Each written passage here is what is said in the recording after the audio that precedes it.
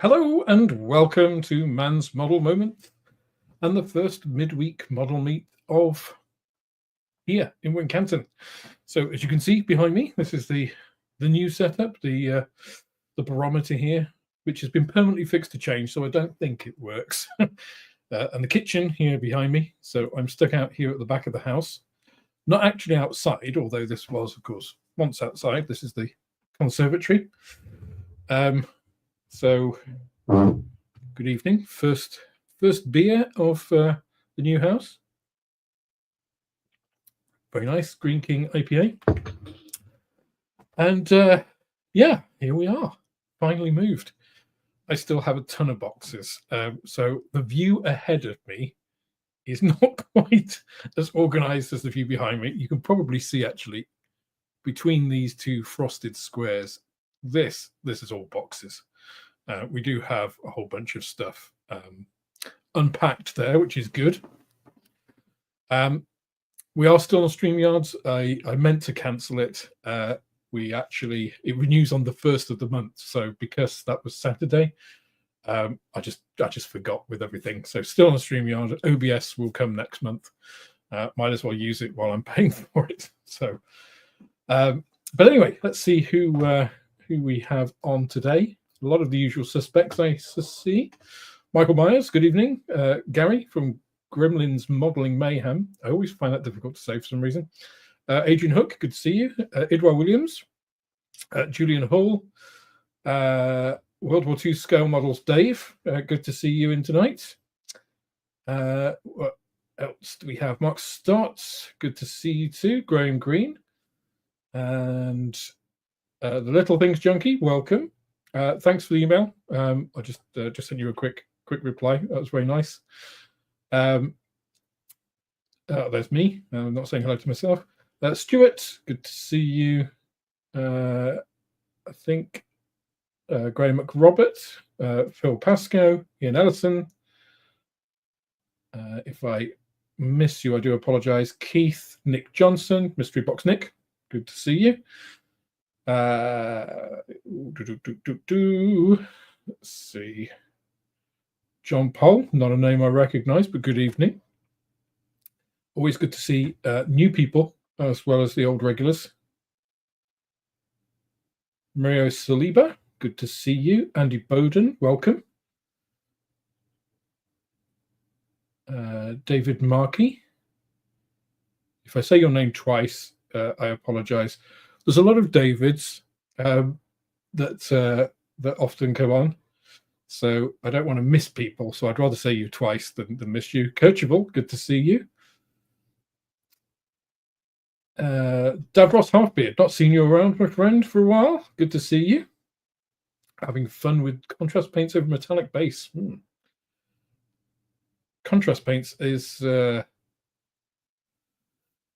something that I've been thinking about doing something on for a while. Contrast paints, speed paints, whatever Vallejo call theirs, rapid paints. You can also make your own from things like Liquitex inks. But more on paint later, obviously. I'll be talking about paint, of course. Craig Jukes, good to see you, sir. Viewingtons. Viewingtons is something that I know from Grim Reapers. Those of you who watch regularly will know that I watch a few DCS channels. Grim Reapers is a British guy and a bunch of international flyers on Digital Combat Simulator. They do all kinds of crazy stuff. Historical reenactments, plus some what-ifs and some just silly things. He did belly-up carrier landings in different aircraft the other day, which is actually easier than it seemed. Gramio, good to see you. Just coming down, I think of Magnus Arstad. That's a great name. Good to see you here. Damien. Used photo etch and pre-cut masks for the first time today. One of those is very good. One of those is the Devil's Metal. That kind of gives away which is which. Colin Berry. Hi. BS1WL. Drew. I'll call you Drew because it's much easier to say than BS1WL, which I always get wrong, or at least mispronounce. ACF Nugget, good to see you. Yeah, I'll talk about the move shortly. Colin Berry, James Fisher, John Alex Scale Modeling. Good evening, John. Yeah, welcome to pop in later if you wish. Same code as before. One of the good things that StreamYard does, which I will miss, is that you get a recurring code. So you can set up like a recurring thing so that you don't have to send individual invites to people for a regular thing like this. Andy Bowden. I think I've mentioned, Hans Marbus, good to see you. Michael Potts. And World War II Scale Models. Dave has gifted 10 Men's Model Moments memberships. Dave is a staunch supporter of many channels, and I thank you, sir, for that. Always welcome and much appreciated. Anyway, I've got to the end of all of those. If there's anybody I haven't mentioned or that you pop in afterwards, just pop a comment in and I'll say hello. But yes, here we are in the new gaff, as people have said. So I am now 2 minutes away from the shop. The shop is absolutely full of stuff. I mentioned I've been kind of trying to use some of the time to remodel a bit, but with the move, also used it to shove a load of stuff. Some stuff that is in here now, I actually got today. Some of the things I'm going to, well, not some of the things I'm going to show you. Some of the things that I'm going to be working on in the next, or have been working on, and I'm going to be working on in the next week or so to try and get some videos out because I'm massively behind. I got a big box yesterday, my first package from ICM since being here, which was nice. I wasn't expecting it to arrive yesterday. So I got some things to show you on that one. Also got another package, which is this little one, which I'll talk about in a little bit. And also, obviously been working on the paint mixing stuff with Casey over in the States. And Casey has done a huge amount of work. She's been very diligent, and I can't really underestimate or understate how much she's put into this. So I'll show you a little preview of the. It's a work in progress. It's not going to actually look like the finished thing. We're going to change around the UI and stuff. This is just the kind of internal working model, if you like, to do all of the testing on the hard stuff before you give it a nice, facelift and make it look good. But fundamentally, it'll look pretty much this, a similar kind of thing for the paint mixer, which is phenomenal. So I have been doing some work comparing the paint mixer versus, Brain One from somebody, and the phone. I think it's called Real Paint Mixer or Real Color Mixer. I can't remember. It's on my phone. I'll have a look and see, just to get it accurate. Otherwise, I'll get comments. Believe me, Real Color Mixer. There we go. Speaking of comments, I had an interesting one on it's always interesting to see not necessarily negative comments, but not positive ones either, especially when you get into it with them. You kind of respond to that, and then you come out and it's just like there's certain things that come up and you're just like, okay, there's certain things you're saying here which are very similar to other things that people have said on certain Facebook groups, for instance. And it's just like, yeah, it's just like, can't be 100% sure, of course, that these people are doing that. But it's just like, yeah. But yeah, unsolicited feedback. It's just like pronunciation.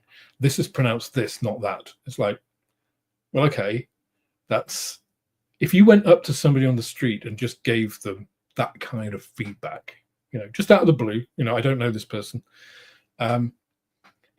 I mean, you'd risk getting punched in the face, right, if you said it to the wrong person, or at least, you know, told to piss off or something like that. No social niceties, you know, no, oh, thanks for the video, or that video was interesting, or didn't agree with the video, but just as a point of fact, you know, this is how this is pronounced, not that way. None of that, just this is pronounced that, not that. It's like, dude, it's like just because I put a video on the internet doesn't exempt you from social niceties. You know, humans are social creatures. Just you don't have to. I mean, he got into a whole thing about like, oh, just because I didn't sugarcoat it. It's like, it's not sugarcoating it. It's just being fucking normal, right? Just be normal, dude.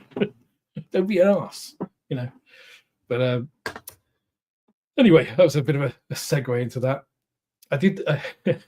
It's funny. After about a year on YouTube, I started a video, and it was basically titled "Our model is toxic," right? Based on some of the feedback, and I think it's still valid today. And I need to kind of update it, and I kind of have a look at that.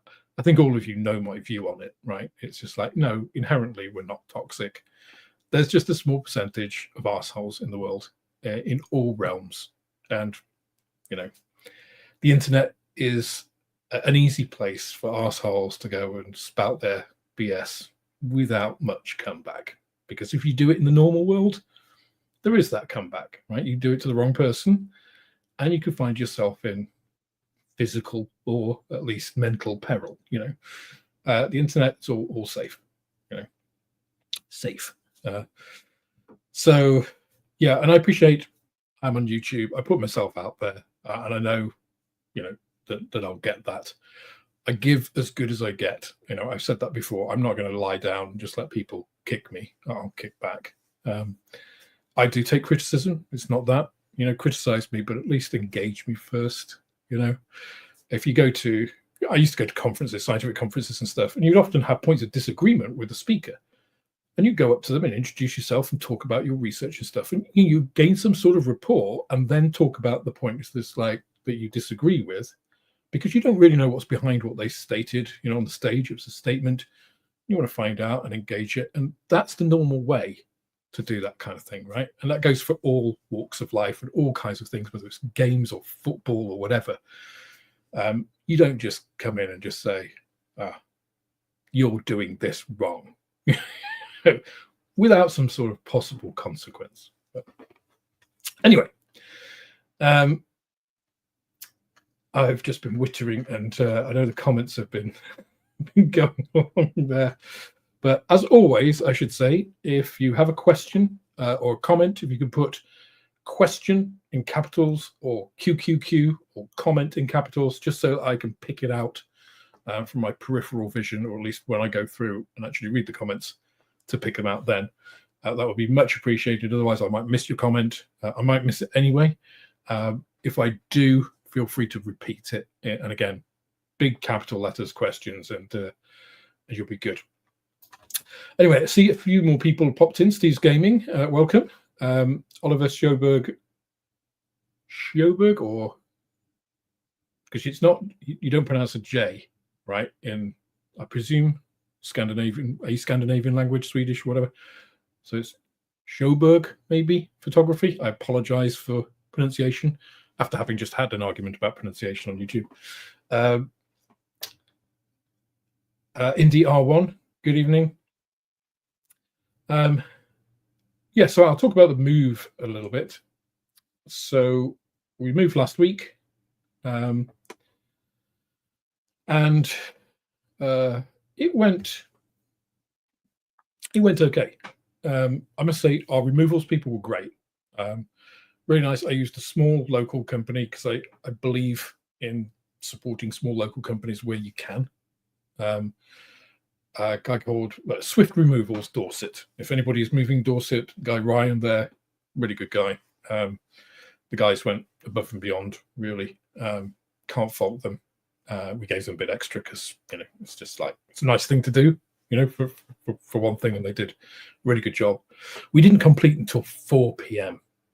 So they had to hang around a bit. But again, they went above and beyond, and they got all the stuff in. I'd labelled stuff, most stuff, I'd say 80% of stuff. At the end, we were just shoving stuff in boxes. No matter how long you have to prepare, at the end, you're always shoving stuff in boxes, right?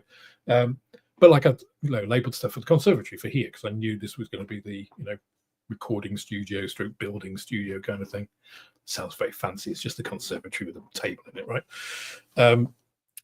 But they did all of that. They moved stuff into the garage, and they made the beds and everything. So that took a lot of the stress out. So big shout out to them. And if anybody is thinking of moving in the Dorset, Somerset, Wiltshire area, I can't recommend them highly enough. Small local company, really good rates. They weren't the cheapest quote that we had, but they weren't far off. And I think for that personal touch and supporting a small business, it was definitely worth it. So yeah, move went ahead. We were supposed to have internet the same day, and we missed them by like 15 minutes. And the signal here, we're on a hill, right? And the signal here is really poor. I don't know how that works. Down in town, at the bottom of the hill, I get fine signal. It's like, do radio waves work like that? Like all of my science brain is like, I'm sure electromagnetic radiation doesn't work that way. It must just be closer to a tower or something. But yeah, it was really difficult, because in the house we can get about 1 bar of 4G if you're lucky, and then like halfway through a page it will go on to like no data, and it's just like it's really difficult to do anything. So I do have internet at the shop, so I could go there to do odd bits, but it wasn't ideal. So that got installed on Tuesday. Yeah, yesterday. Yeah, yesterday. It's Wednesday, isn't it? I don't even know what day it is. So that got all sorted, and then it's like, yeah, back in full force. It's incredible. I mean, over 20 years, 25 years, say, when we first moved down to Wiltshire, my wife and I, we're on dial-up. 14.7K on a dial-up connection, that I had, remote working, and how much we relied on the internet then compared to now. Whereas so much of your basic infrastructure, like Alexa, which we kind of rely on for a lot of small things, the TV's internet connected, obviously YouTube and all that kind of stuff, the phones, so much of it, and you don't realize until that's taken away. It's just like, wow, it's just like, this is not necessarily concerning, but it's just like, it's interesting, right, how society evolves. In the same way that if you think the Victorians during electrification, just like suddenly you go to electricity, if you cut electricity off, it's just like nobody will be able to function, right? Whereas they functioned as a society during the Industrial Revolution, conquered 5/8 of the world's surface without electricity. So, it's just different. But yeah, I mean, we couldn't really have asked for the move to go much better on the actual day than it did. I think we were fairly lucky in that respect. So you have to take your blessings where you find them. And then it's just been a matter of sorting stuff, which is, always it's finding out those things, just like we bought a dishwasher, which arrived again yesterday. I had so much yesterday, to find that there isn't a pipe to attach it to. So it's just like, and the fridge and freezer, the under-counter ones that we had were like slimline ones. So the dishwasher takes up 1 1/3 of one of those spaces. So we had to move. They actually took the fridge away for me. Again, AO.com, again, really good. I've had really good experiences with them in the past as well. The guys there, the delivery guys, were fantastic. And yeah, I mean, you're right, Julian. Just seeing that comment. Care company says not to be friends with carers. I said there's nothing to stop me making my home a friendly place to work. Manners cost nothing. Yeah, and the guys who delivered the dishwasher yesterday, again, they came, they got a big like box fan and an unloaded dishwasher, and I'd parked my car and I'd got the angle wrong because it's quite a tight turn and I'm not used to it. And I'm just like, oh, I'll move my car a little bit to make it easy. And they're like, oh no, it'll go through there. Don't worry about it. And they got it through and they unpacked it all, and did it all. Really, really nice guys. Guy who installed the internet, he was, what, 22? Really nice guy. We ended up talking about cars and films and all kinds of stuff. It's just normal social interaction, right? It's just, it doesn't cost anything, offering people a cup of tea or coffee. It's just normal, common sense things. But yeah, Michael, normal is not normal anymore in a lot of the world. So, but yeah, we were talking about Star Wars, and I was just like, he brought it up about, the whole strong female character trope. And I said, it's like, well, this is supposed to be made for your generation. He was just like, no. So again, I won't get into that tonight, but yeah, it's interesting to see it from, again, normal people.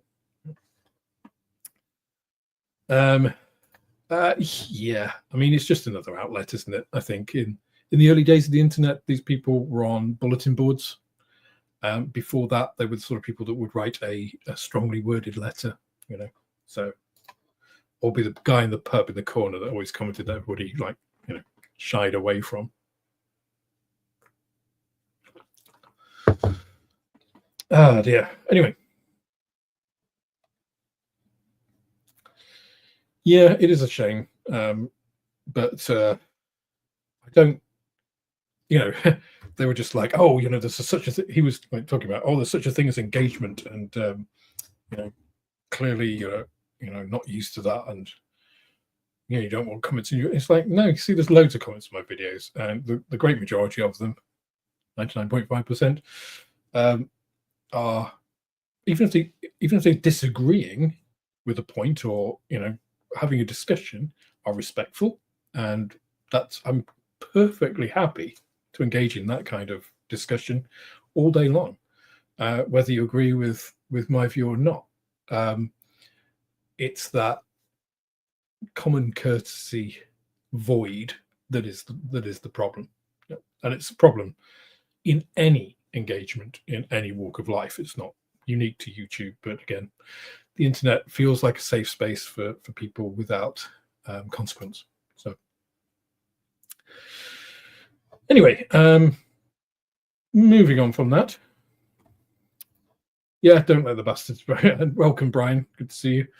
I mean, I'm pretty thick-skinned, so I've been in corporate leadership for like 15, 20 years. So it's just like, which is they're cutthroat environments where people can ruin your career. It's not just like a snide remark on the internet, which I couldn't frankly give a shit about.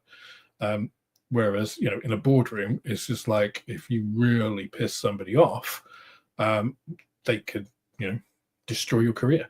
So yeah, it's believe me, whatever people say on the internet is not going to pierce this rhino hide. Despite the fact that some will be like, oh, you're butthurt about this. It's like, no, I'm just giving as good as I get. It's just like, I can do this all day. Maria was always like, oh, why do you bother? It's just like, well, one, I think it's funny. Two, it helps the algorithm, it helps engagement. And three, why not? It's just like, if everybody just lies down to these sorts of people, then they'll continue on. If everybody just points at them and laughs, maybe not so much.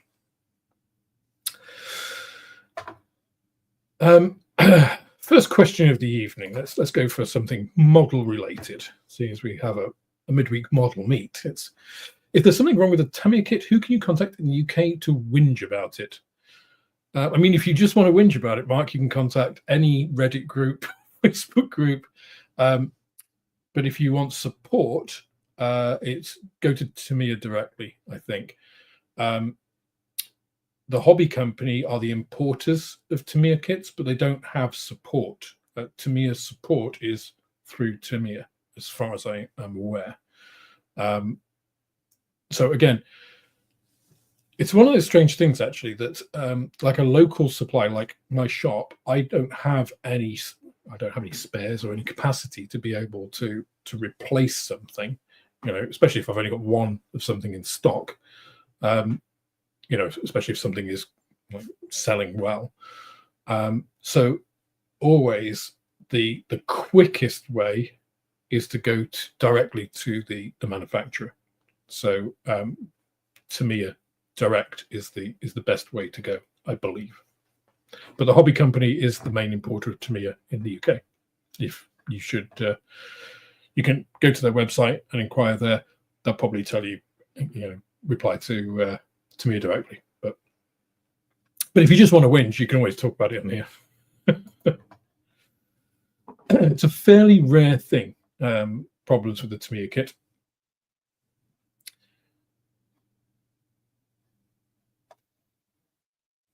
Righty-ho. Some people talking about Alexa. We haven't set up Alexa yet.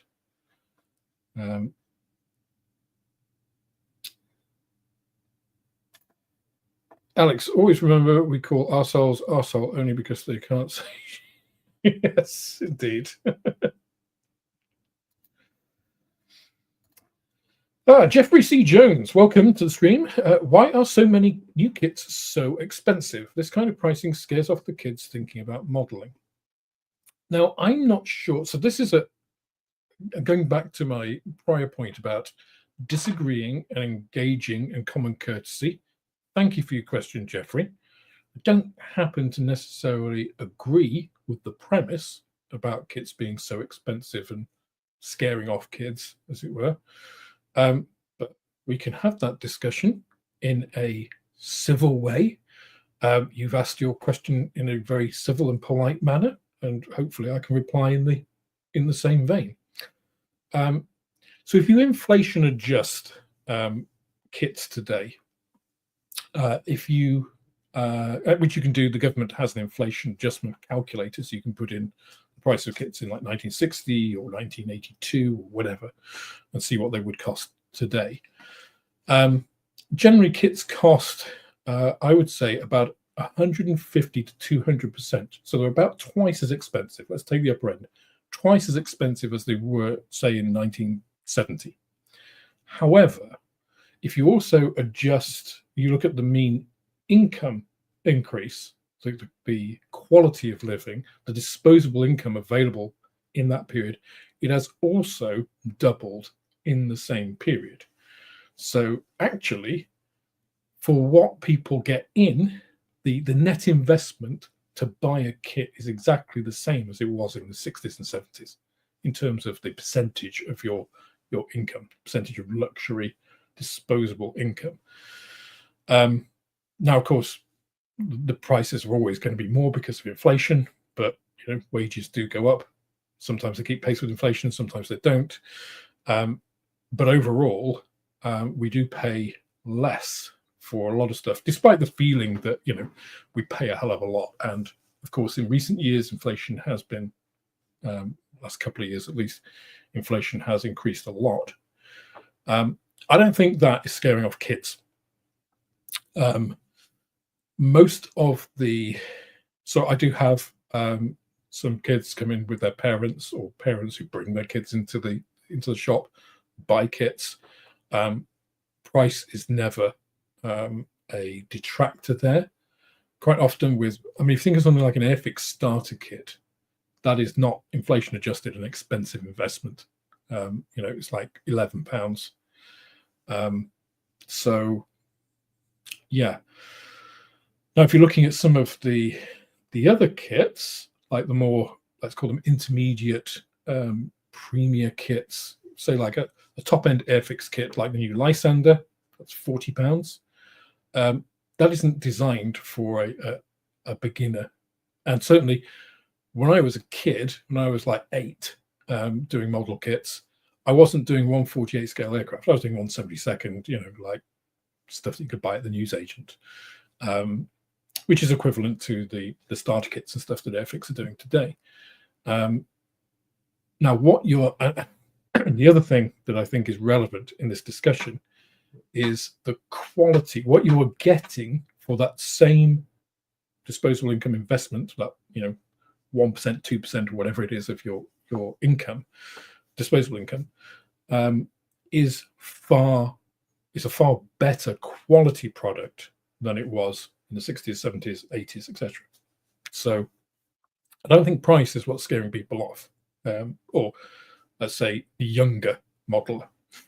I don't necessarily think the younger modeler is the target audience that we should be going for expanding the hobby. I think most of it is the returning modeler, people in their late 20s to early 40s, who maybe did a kit when they were a kid, or know somebody, or have been involved in an industry like the armed forces where they've seen people doing modeling, and now they have a bit more time and a bit more disposable income and are looking for a hobby, and don't want to take up golf or something like that. I think that is probably a better demographic. But that's my kind of take on things. I'm not saying it's right. It's just what I think on that. So, and yeah, the Little Things Junkie says here, Games Workshop make everything in the UK. No cheap labor here. So Games Workshop is a really good business model example of this, right? Games Workshop prices are much more expensive than regular kits, right? A Redemptor Dreadnought, which is a model about this big. You'll see a video on one when I can actually edit it and get it out. It's about that big, and it costs the same as that Airfix Lysander, £40. And 12-year-olds will buy them. Or more specifically, 12-year-olds' parents will buy them for them or fund that purchase. So the price, I don't think, is what's putting them off. It is, what is the appeal? How are you appealing to these people? And I think things like War Thunder, so Teleri in their catalogue recently has some War Thunder boxed versions of their kits. So digital video games, World War II, Call of Duty, all of these things. World War II is not a dying subject. A lot of people talk about, oh, Airfix did another Spitfire. Kids today don't know what that is. That isn't true. The interest in these things among the traditional demographic, which is mostly men, video games, World War I, World War II, conflicts, they still have the same appeal. Boys like to play war, So War Thunder, you progress through. Actually, I imagine the awareness of some fairly obscure aircraft is greater in today's generation, I'd say like millennials, maybe not Gen Z, but maybe, I don't know, is greater than Gen X for sure. Because you start in War Thunder with some, I can't remember what they are, but they're like interwar German things, and you can progress up to Heinkel HE112, for instance, which most people, well, certainly when I was a kid, nobody at school knew what a Heinkel HE100 or 112 was. So the exposure to that sort of thing, I think, is probably greater than it was in the 80s. So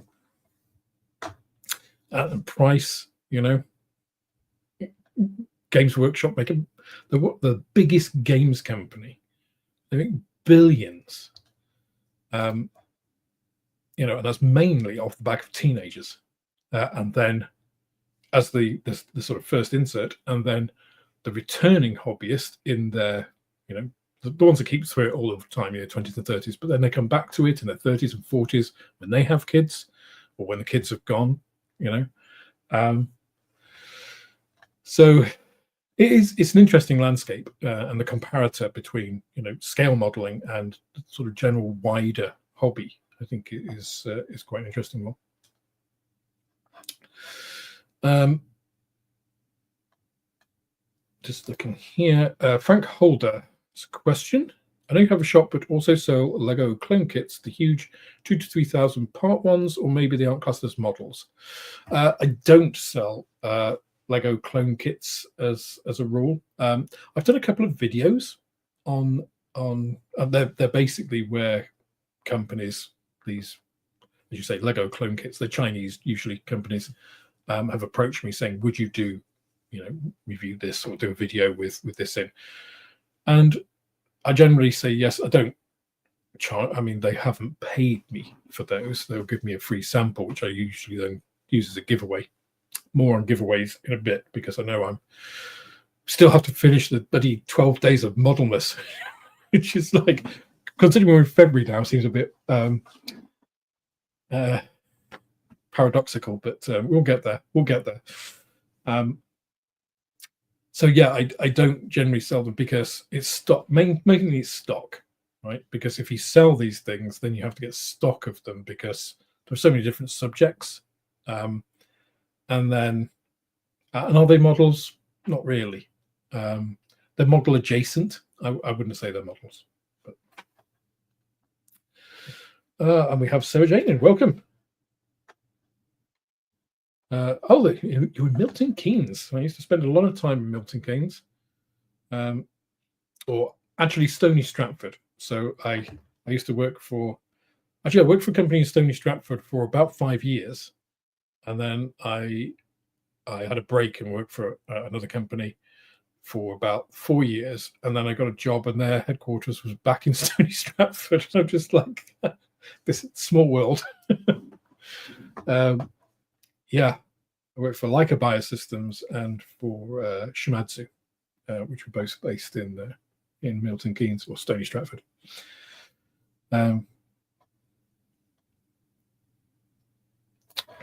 So to add to Jeffrey's point, I've always found that 148 cost about triple to quadruple the price than their equivalent 172nd kit. Well, there's a few reasons for that, Oliver.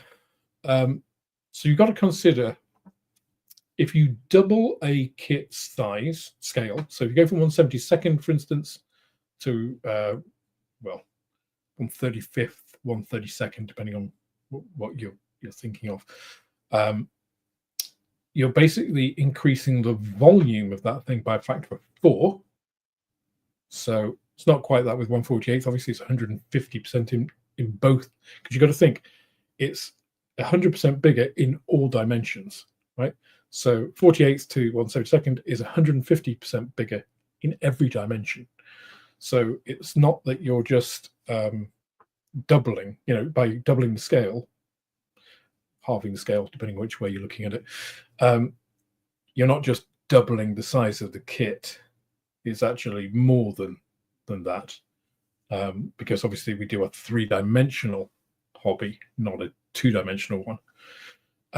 And with that, of course, you also get more detail. So there are many more parts in a 148 scale kit than a 172nd scale kit.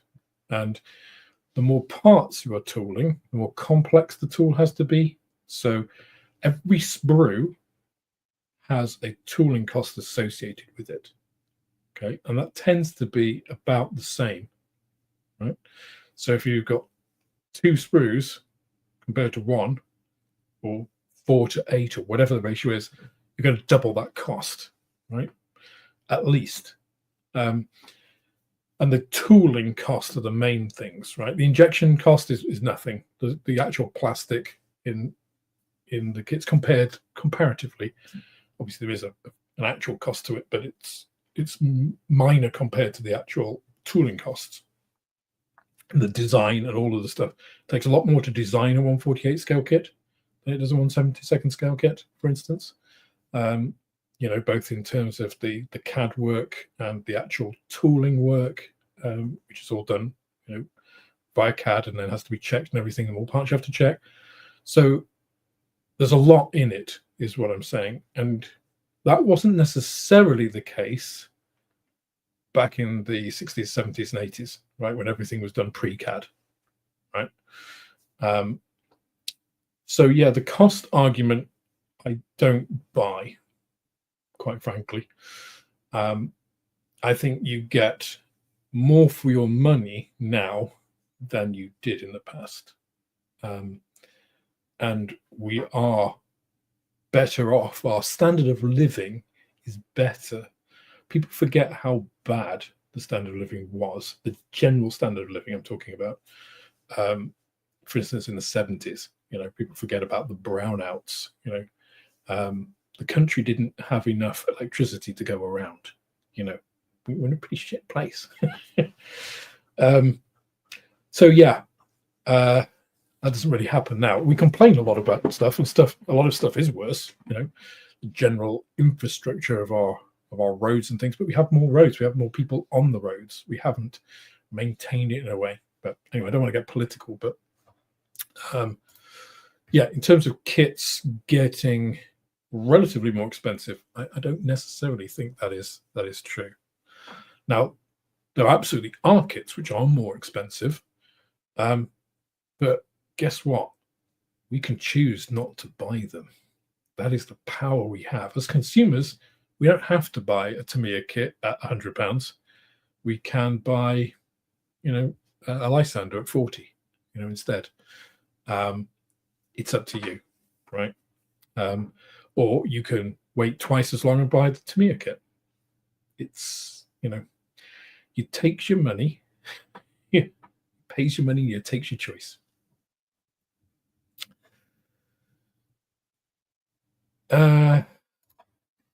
I've been seeing more and more videos on here where people are buying kits from discounted app like Temu and AliExpress, and some of them do look like very good quality, but what do you think about it?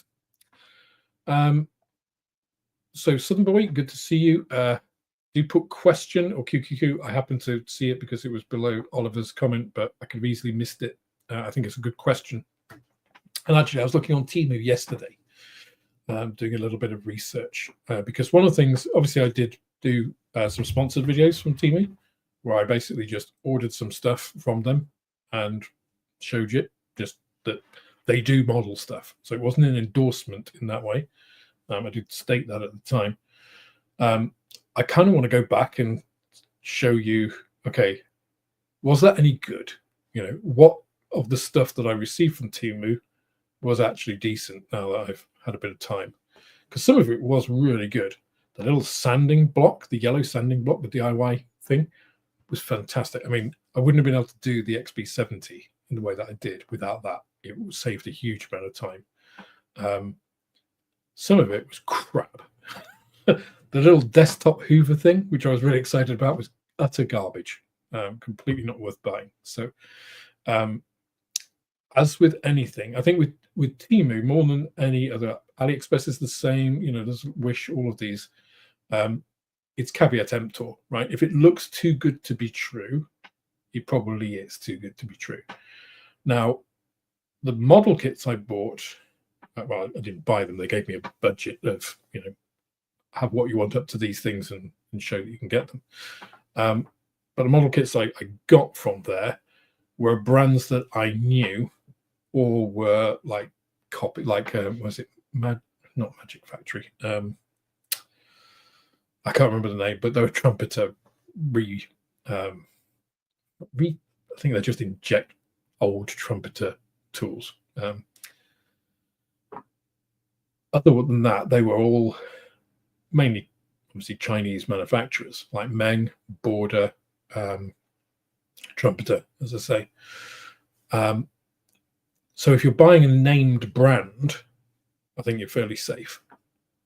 The thing to be really careful of with Temu is price, because they will artificially inflate an RRP. And not even necessarily artificially inflate it. They'll just put the maximum RRP. And the thing is, nobody sells at those prices, right? And I've seen some people say, oh, it's like it should be illegal and stuff. And it's like, well, at some point, it could be a recommended price from a Chinese manufacturer, right? Just because there's, we import it at a rate and then put it at, a certain price, a market price here. That's not the same thing. So the thing is, you just got to be careful and you just got to look. So if you see something on Temu, just type it into Google and you'll quickly see, look at Hannon's, which is probably the most expensive place you can buy something, or Jadlam. The thing is, Hannon's is likely to have a price for it because they got everything. Jadlam may or may not. And just see what the price is. And if it's more expensive on Temu, don't buy it. And you'll find most of the time it's more expensive on Temu. So yeah, I think Temu is good if you want generic stuff like basing materials, you know, tufts and stuff. If you're prepared to wait and take a risk, you know, it's like AliExpress, it's like Wish, it's like any of these kinds of sites. If you don't know what if you can't see what you're buying, then it's always going to be risk, right? You know, people often say, "Oh, well, you've got a shop. How can you support that?" It's like, well, people have the choice, right? What I offer as a model shop is you can come in, you can see exactly what you're buying, you can talk to me, I can give you advice if you want it. I can order stuff specifically for you. You know, I've got it all there. Whatever is there, you can buy and take away. You know, it's all the advantages of a shop. And I try to price competitively with the internet. So everything that I do is 10% less than RRP, which is generally what everything that you find on the internet is. And of course, you don't pay postage if you're picking it up, or if you spend over a certain amount, you get free postage. So that is what the advantage is. You're not going to get a super cheap bargain from my shop, right? You get a decent deal, and you will also get that personal experience, and you can see what you're buying beforehand. If that's not important to you, then you're probably not going to buy from my shop anyway. So, you know, I don't have a problem. This is capitalism. It's free market economy, right? As I say, you pay your money, you take your choice. If you buy something off Temu and are disappointed, that's it, right? That's the risk you take. I have had good things off AliExpress. I've had crap off AliExpress. Same is true for Temu. Darcy Actual. Question. Firstly, apologies if you've already covered this. I started the stream late. Have you had any update on getting the shop back to normal and orders out? And dare I ask about Modelmas? Very timely, seeing as I just was mentioning that. So the shop is officially reopening on Saturday. I do have a few orders to get out, which came in the last week or so, or that have been were delayed because sprue goo, for instance, is one of them, because I had all my sprue goo. Here's the long story. I had all my sprue goo set for Scale Model World in November, and I took a load out and I sold a lot. And I packed some stuff to actually make more while I was there. Not make more, but dispense more. I had some pre-made in big containers. And the thing is, when I came back, that didn't get put away where it normally does. So I've been struggling to actually fulfill those sprue goo orders to get those dispensed. And with the move, it all got scattered everywhere. So that is one of the reasons the sprue goo stuff has been backed up. So the shop should be back to normal-ish.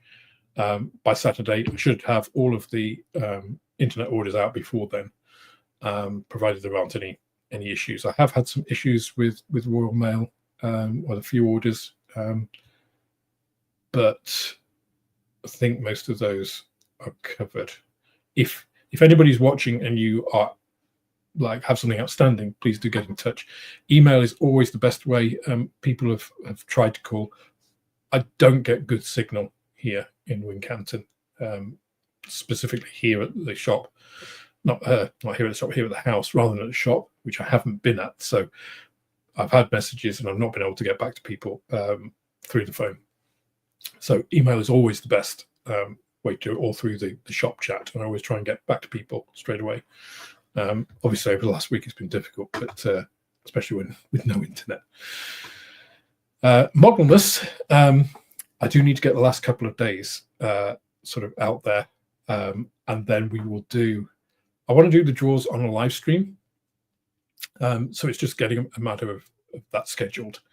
And obviously, we had to move. I didn't know exactly until I had internet and everything was set. I didn't want to set a date and then disappoint everybody because it got delayed or something went wrong or something.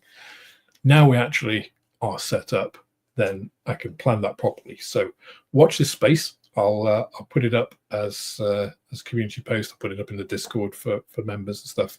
So yes, it's still happening.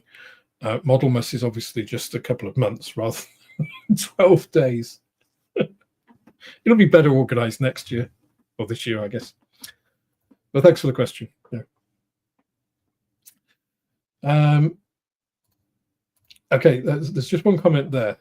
Damien, speaking of inflation, the 176 Airfix Tornado way back in 1977 cost 75p in the UK. But I will say, I used to, and this shows the sign of the times, I used to buy my dad's fags from the newsagent, and they were 50p at the time. How much is a packet of cigarettes now? 20 quid, something like that.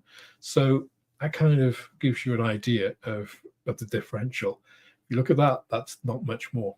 So, you know, the fact that they would, I mean, I was 8. The fact that they would serve, in fact, no, I wasn't even 8, because we moved then, and that was when we were still back in the first house I remember. So how many shops would serve like somebody less than 8? I mean, maybe they would, but different time, really different time. Oh dear.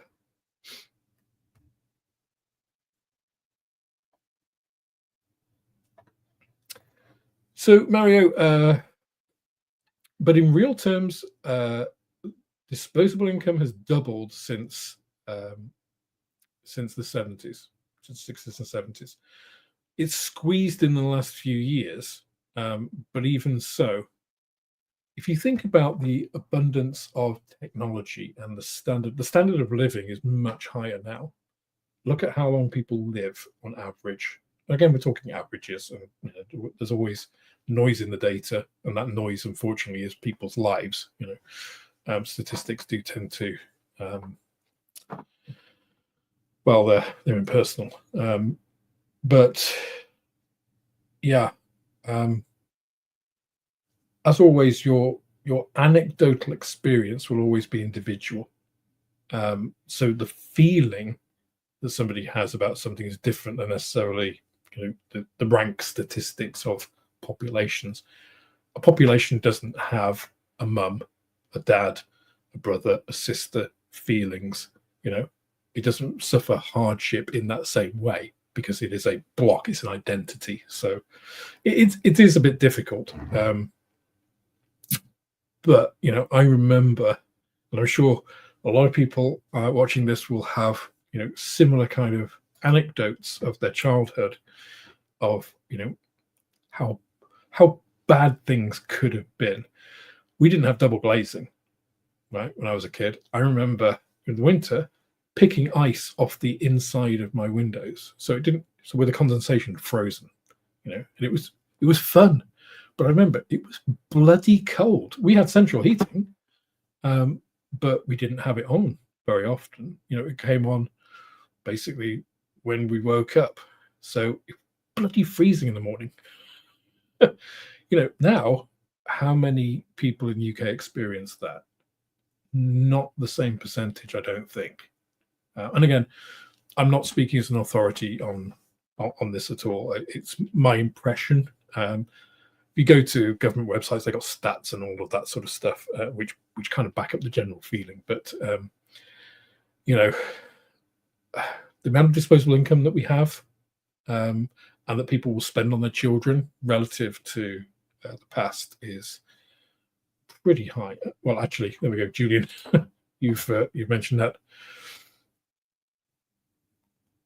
I think model making, like all hobbies, is seen as a luxury. It is a luxury hobby, but as Travis says, kids will spend plenty on Fortnite skins that don't actually exist. Just plenty of cash around. That's absolutely true, right? Microtransactions in phone apps, you know, have been one of the biggest sources of incomes for companies in recent years, and it's widely decried by a lot of government agencies as well. The money is there. It's, as always, it's where it goes, you know, and how it funnels around. So, yeah, and I would agree, David. I think, I mean, undoubtedly, kit prices have increased, but as I say, average incomes have also increased. If you look at how much, so think of it this way. So the cost of, I have to do this backwards, so it's a bit difficult.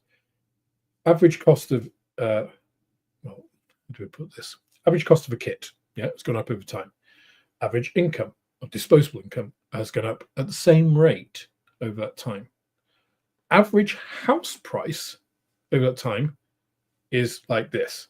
So if we were talking about houses, completely different matter, right? Ridiculous, absolutely unsustainable, and it keeps going up and then falling and boom and bust. You know, was it Gordon Brown said, you know, in his term, we said goodbye to boom and bust.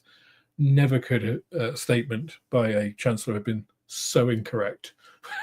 You know, so yeah, I mean, I remember, you know, a ZX Spectrum game on tape was like $199, $299.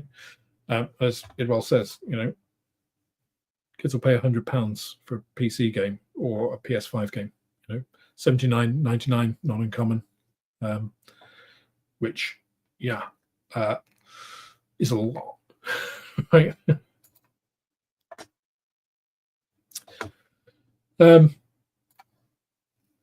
Gary says, when I first dipped my toe in the hobby, if you wanted a 148th kit, you had to go to a model shop, as newsagents only tend to stock 172nd. Yeah, because 172nd kits, again, were kind of seen as, you know, your boys' kits, you know, something for the kids to do. You know, that's why they were in newsagents, because they sold. And yeah, I mean, my dad did do some 172nd scale stuff, but not much. You know, he tended to do bigger scale stuff. And I did the 172nd scale stuff, you know. Excuse me a second. That's very pleasant.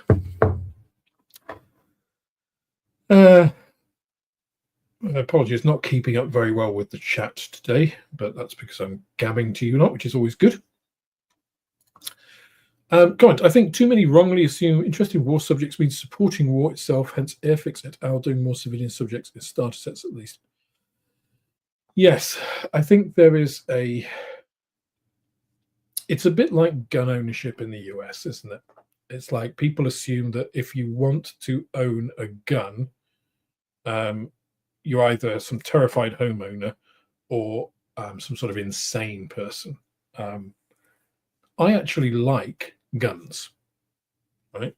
I like take an AR-15. I think it looks quite cool. It's quite a menacing sort of, let's say sexy, but you know, it looks cool. An MG34, an MG42, I think they're cool. What they are designed for, what they do is horrific. And the idea of actually being on either end, receiving or giving of that, repels me completely. So I think the lack of understanding of compartmentalization is one of the big problems with society today, actually, is that, you know, it is possible to hold an idea in your head about something whilst also holding a contrary feeling about said thing. You know, I can look at a piece of art and be moved by it or hate it. That doesn't mean I hate the artist or the person who, you know, put it in the gallery. It just means those are the feelings that it evokes in me. So I think it's a very dangerous thing to start assuming that just because you like think something is interesting or you have an interest in something, that you therefore follow even the ideology, you know, behind it of whoever designed it or whatever. So yeah, I think it is. It's a bit sad. I understand why a company like Airfix want to like distance themselves, like for instance, from the Afghan house, you know, which wasn't even an Afghan house, that they did, which got them in, you know, in the House of Commons. What the problem there wasn't Airfix and the house they did, it was the House of Commons reaction and the media reaction. It's just like, this is a model. It's like, get a grip, guys. Question, Alex, what roughly do you charge for building / painting a kit? Is it like the kit price plus a set fee, or does it vary? It varies, Steve. So I do have a couple of commissions on at the moment. They are small 1/43 scale cars. They are resin and multimedia, basically. I'm charging a lot to make those kits because they're difficult, because they're not subjects that I particularly am interested in, want to do. So it is work. So it varies a huge amount. And it's usually more than most people want to pay. I usually will quote a price higher than I think somebody's prepared to pay, because most of the time I don't want to do it. It's the fair thing to say, right? And if somebody accepts the price, then it's like, okay, well, I'm prepared to knuckle down and do it for that price, but otherwise it's not worth your while. So yeah, it does vary. It's not like, 3 times the price of the kit or something. It is highly variable. Depends on a lot of factors, right?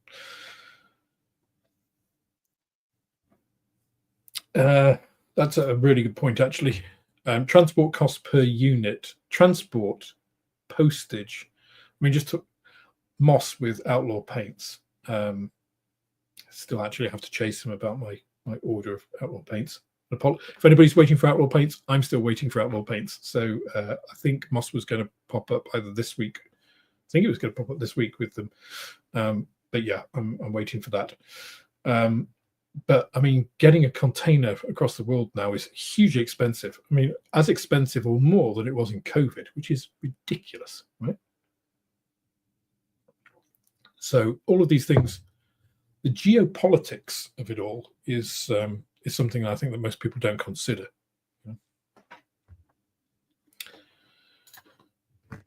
Sarah Jane, you're absolutely right.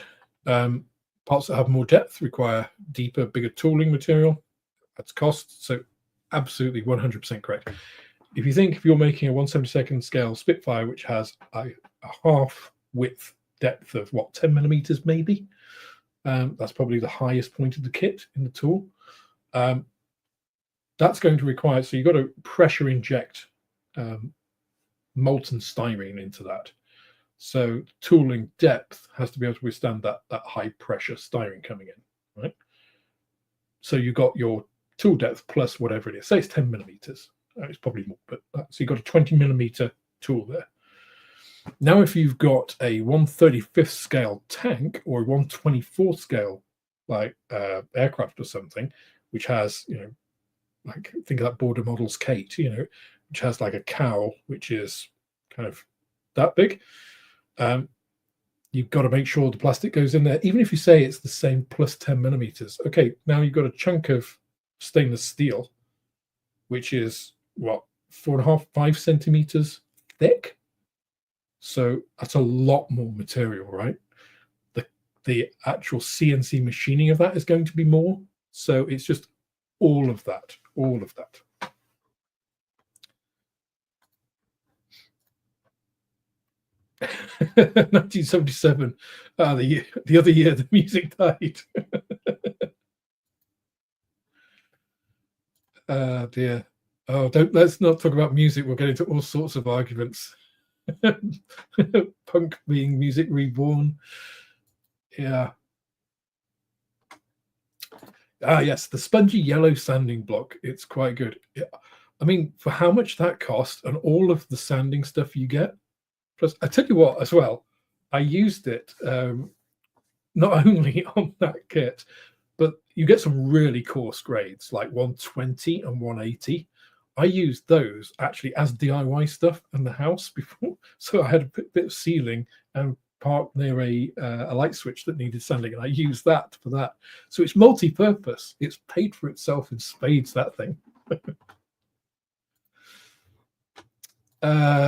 Question, Alex, what is your opinion about the AK real color pens?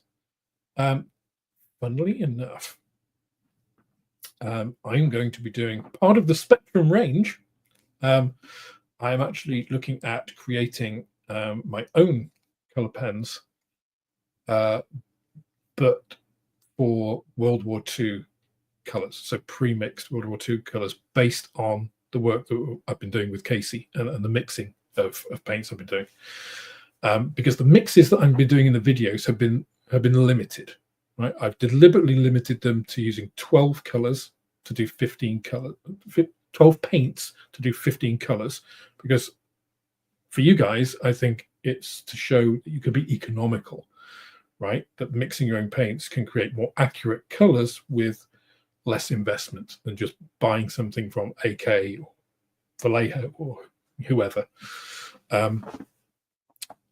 That being said, so say a 3:2:1 ratio of 3 colors gives you like a pretty good, like a 1.2 DE match with something. If you had a couple more colors, and actually, one thing Casey pointed out, which is really, really interesting, I must put it on a video.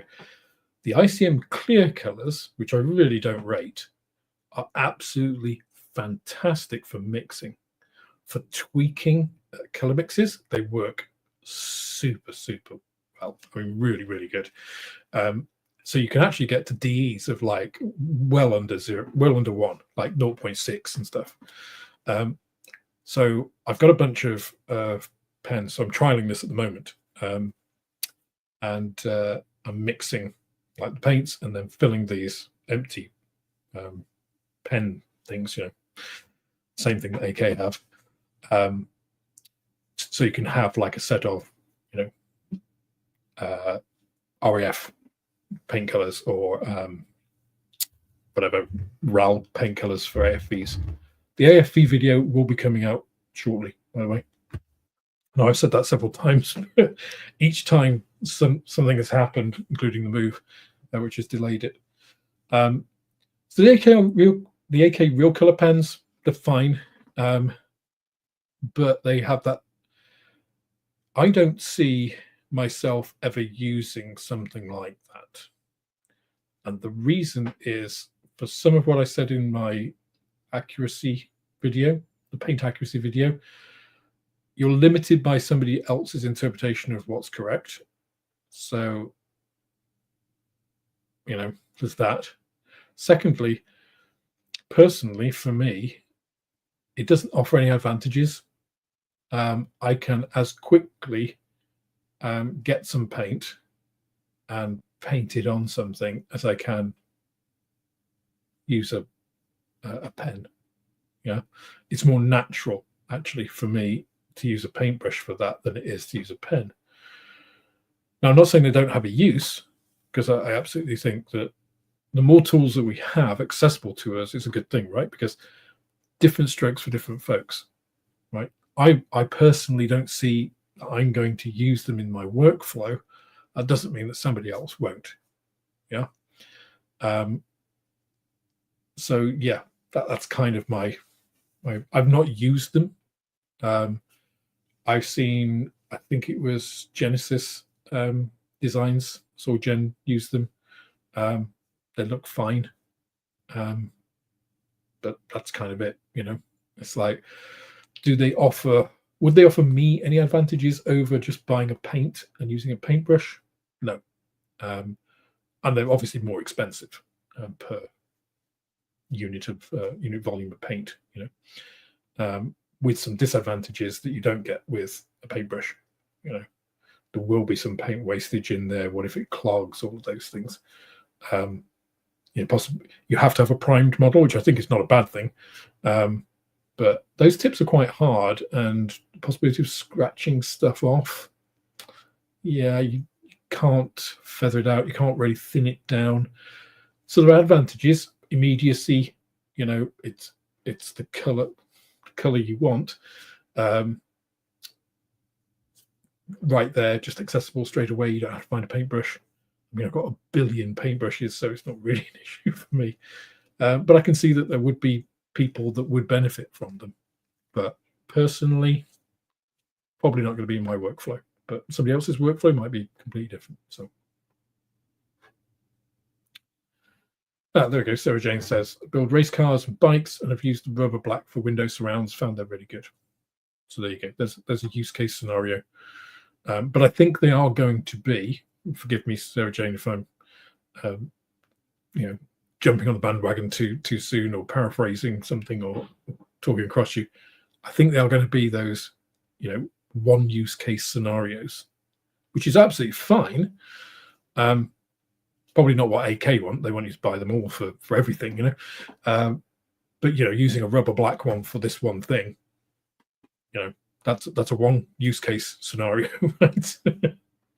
And yeah, it's a bit like I use the Molotow chrome pens for exactly that kind of thing, for oleo struts and stuff, because chrome is a difficult thing to do. Rubber black for me, not so much of a problem, but I can see where that could work. Yeah. I don't build a lot of cars, so again, if it works for you, buy one, try it. If it works for you, great. If it doesn't, move on, use something else. Okay. Oh, my model club is in Stony Stratford. There we go. Hopefully not near one of my old workplaces. Comment on EU Commission today announced they want websites as Temu, AliExpress, etc. not to be tax-free no more. Cap is €150. Oh, okay. Well, again, these things, they're all part of the market economy, aren't they? It's like how we protect sort of indigenous businesses in the same way the Chinese protect their businesses in China. So it's all fair game, right?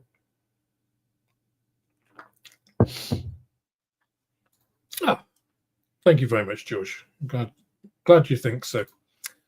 I'm looking forward to getting it restocked in full.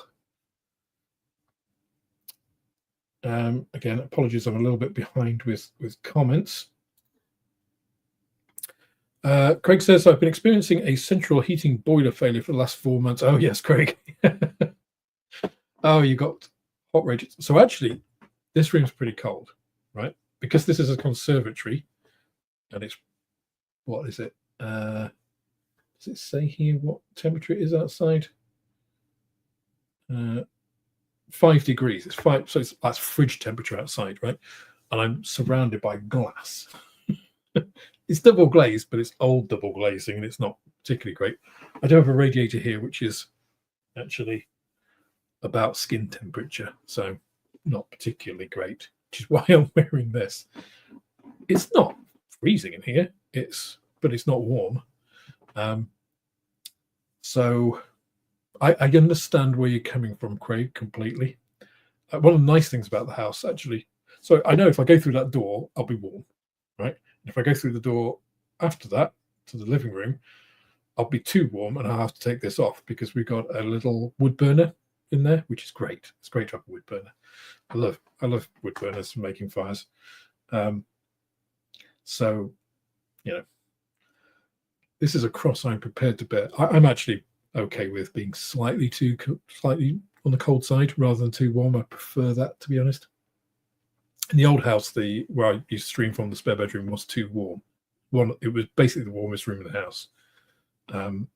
So I'm glad not, especially with all the IT stuff, and because it had that slanted roof, which is really well insulated, of course, with thatch behind it. It was always too warm, whereas this is just feels fresh. I'll call it fresh, right? It's a nice word for cold.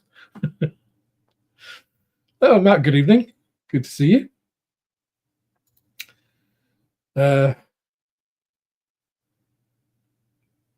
Okay. Oh, Travis says, I adore the AK pens. I've got about 10 now and they're great for cockpits and touch-ups. There we go. I can understand why they would fit into that niche, because if you've got a lot of different colors that you want to kind of touch up and do, getting your paint, getting your paintbrush, doing a little bit, washing it, stuff, it's a more laborious process than just popping a cap off a pen and then doing it. So that I can see. Would I buy a set of AK pens to do that? Nah. AK gunmetal, very good so far. Good. Alex, what do you think of Tamiya's sparkling silver? Do you think Tamiya are missing out on sales?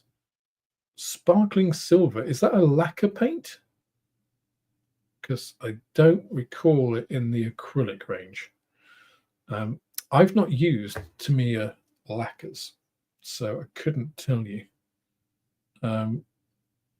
Let me know what you what was behind the question, Lox, and because I'm not aware of the context of that. So your knowledge is probably greater than mine, and then I can give you a. Oh, here we go. You have done. Apologies, I didn't see the comment. Again, put question in big letters or QQQ or comment so I can pick it up. It's actually chrome when it's sprayed on a gloss black base. Okay. I don't think Tamiya care. I think Tamiya are doing fine. I don't think they're particularly worried about, odd use cases that might make them, quote, miss out on sales. I imagine, and this is pure speculation as well, but it's speculation based on my knowledge of having worked for a Japanese company, and the fact that Japanese companies tend to be very similar in terms of how they're structured, their outlook. They have a very long-term view. They're usually very stable. They're usually very conservative. I imagine their board meetings, their strategic meetings and stuff are very much focused on their home market, on Japan, which I imagine makes up the bulk of their sales, like 60% or something. And I imagine the Tamiya paint guys don't get much time. So, yeah, we'll see. We'll see. AK pens, I have the tips are soft. Oh, right. Okay, that's interesting to know. So they're more like, are they more like brushes or just because there's two parts of this. This is one of the things that I wondered when I first saw the AK pens, is because you either get like a felt tip type tip, right? Which means that you can't be very precise, right? So felt tips are kind of viewed as a kid's thing because they are, right? Because they're not very precise, right? They tend to be, bright colors and they're easy to use, but they're not very accurate, And if you think of when mindfulness coloring came in, adult coloring and stuff, you got a whole bunch of pens which were much, harder nibs, tighter for smaller bits and stuff, but harder. So they're like marketed to a different audience. The product was different, and that's where you get that cut off, right? Is like if you get a soft nib, you can do usually more coverage at the expense of less accuracy, less precision. Harder tip, you get better precision, generally less flow, and obviously if you're scraping away at something, you could damage the surface potentially. So interesting.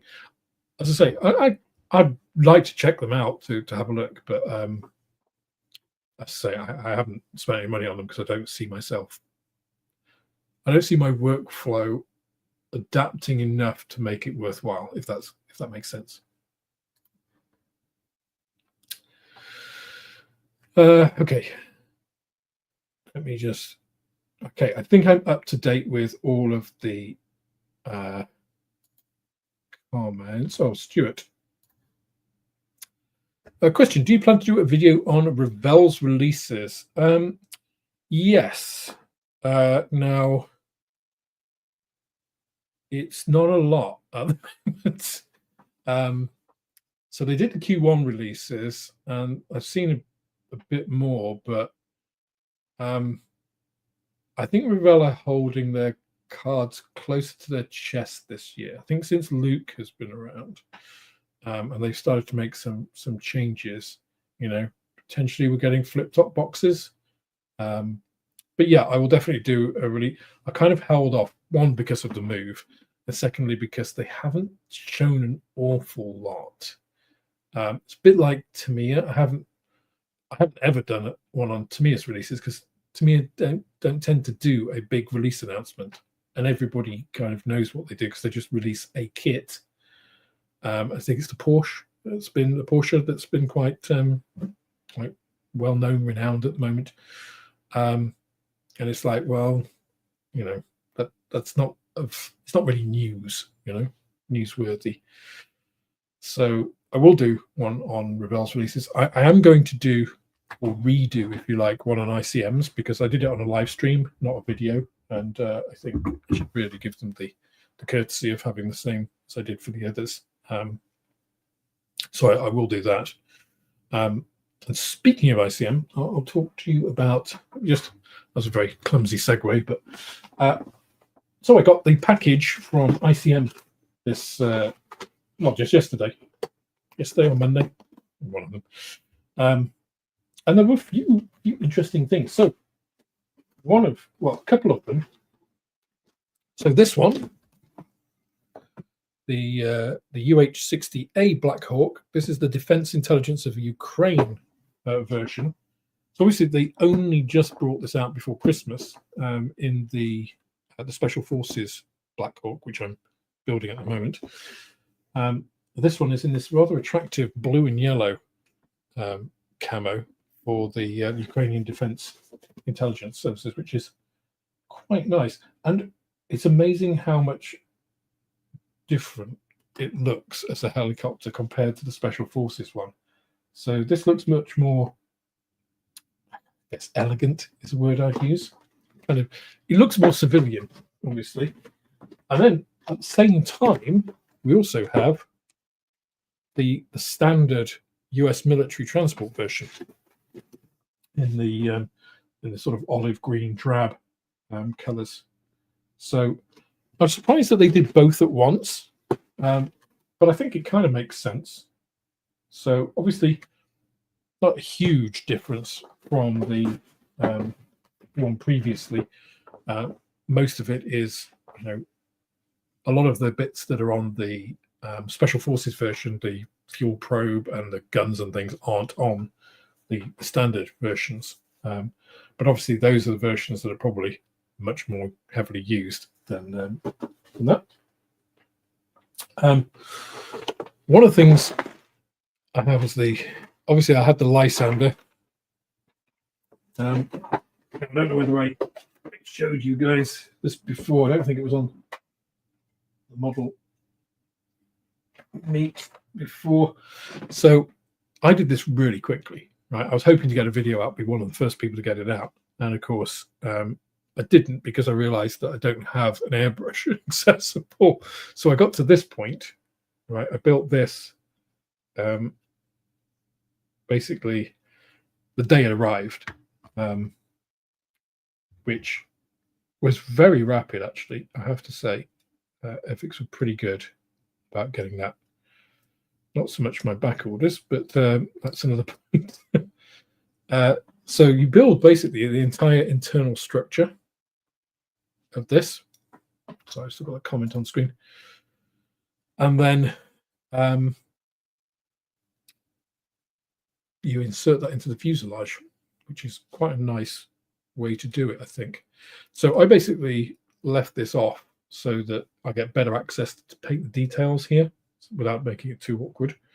I can still paint the details on this side. I now have my compressor here. I don't have my airbrush, but I know where one is.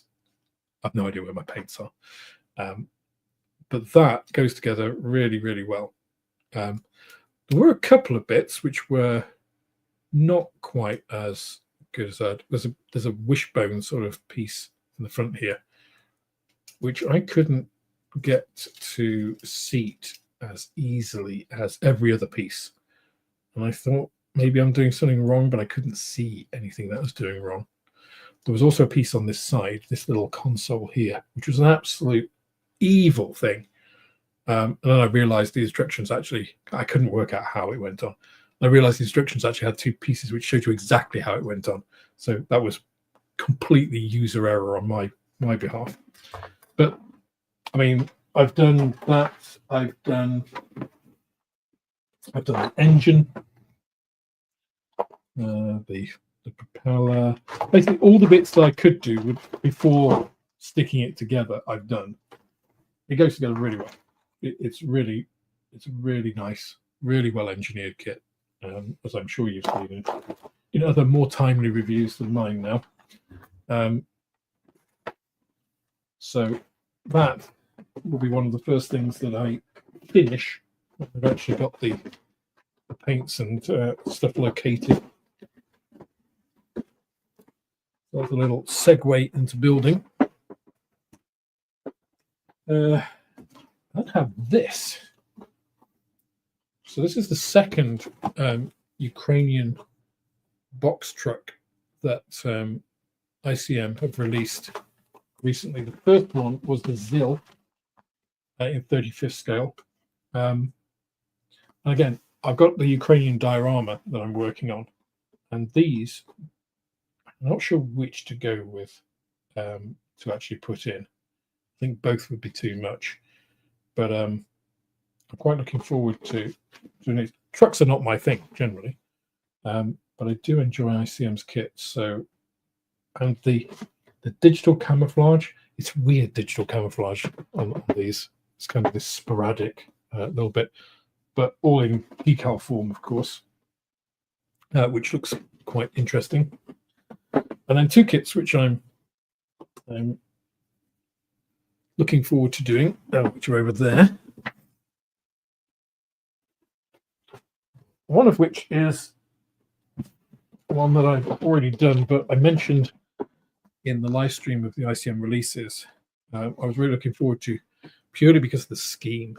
I think that is a lovely scheme for the Beaufort.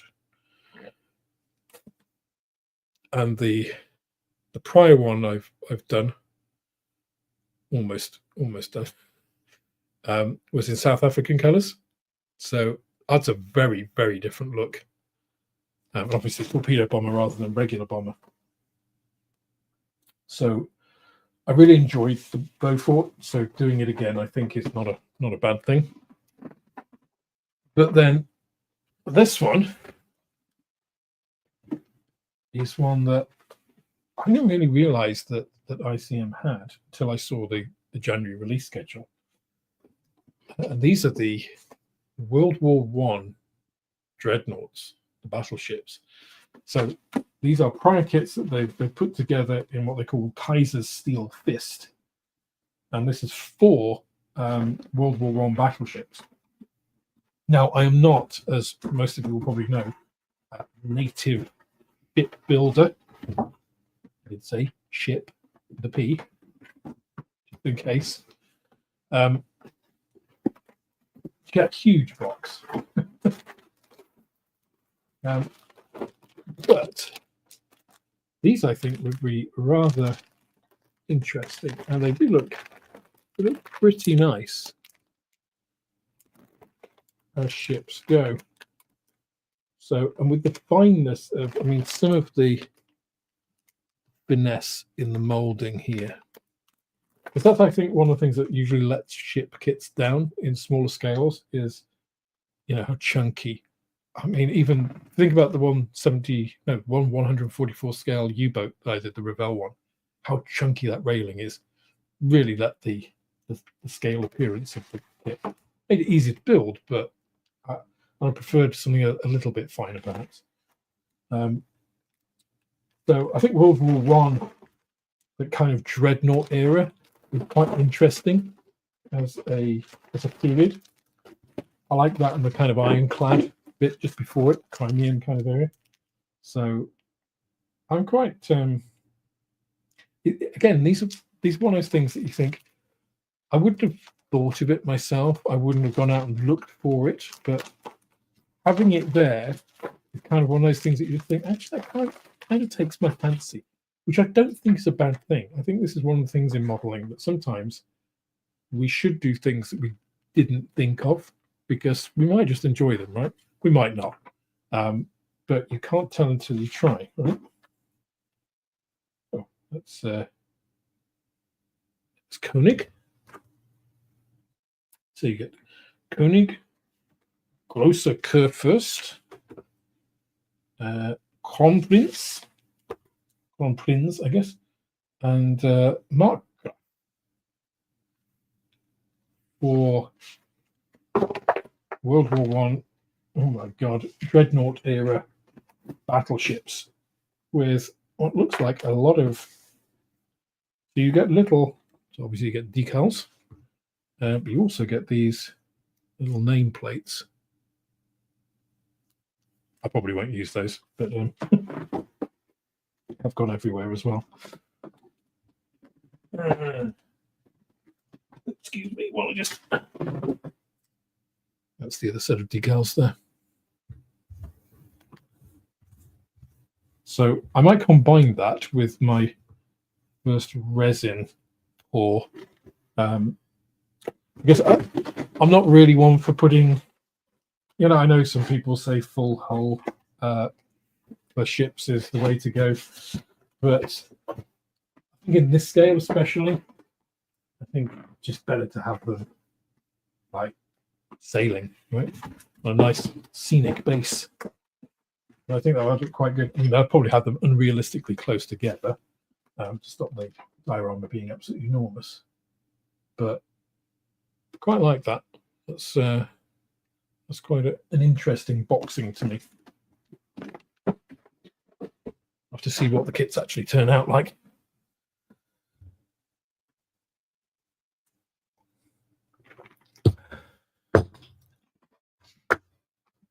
So yes, are you going to do a Jutland diorama? Yes.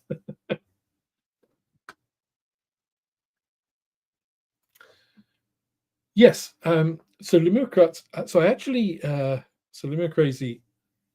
I actually said to Valeria, I said that actually some of the box art in the new catalogue, I would love them to do as prints, because I think people would buy them.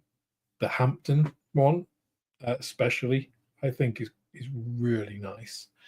You know, I think they are aviation art quality. A lot of them. I'm really impressed with a lot of the box art there. I mean, Airfix as well, I think, are making some really good box art as well. I mean, that Licensor box art's pretty nice. So I think we're very lucky at the moment. We've got some really good both kits and, you know, peripheral stuff like the box art, which again doesn't kind of make a difference to the kit, but it does make a difference to the buyer, right? But I think, can you imagine, you know, if a lovely, you know, see these as prints would be great to have in the shop. Love to have those. Be great.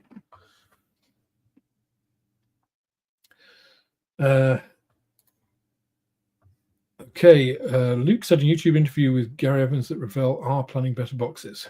Yeah, well, I understand you saying it.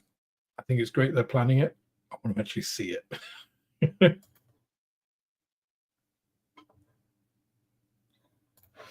Well, anyway, I just bought the Academy Wildcat model in 1/48 and was surprised to see that they are including canopy masks. Yeah, I mean, quite a few manufacturers do include canopy masks now. It's one of those kind of value add things. How do you differentiate yourself?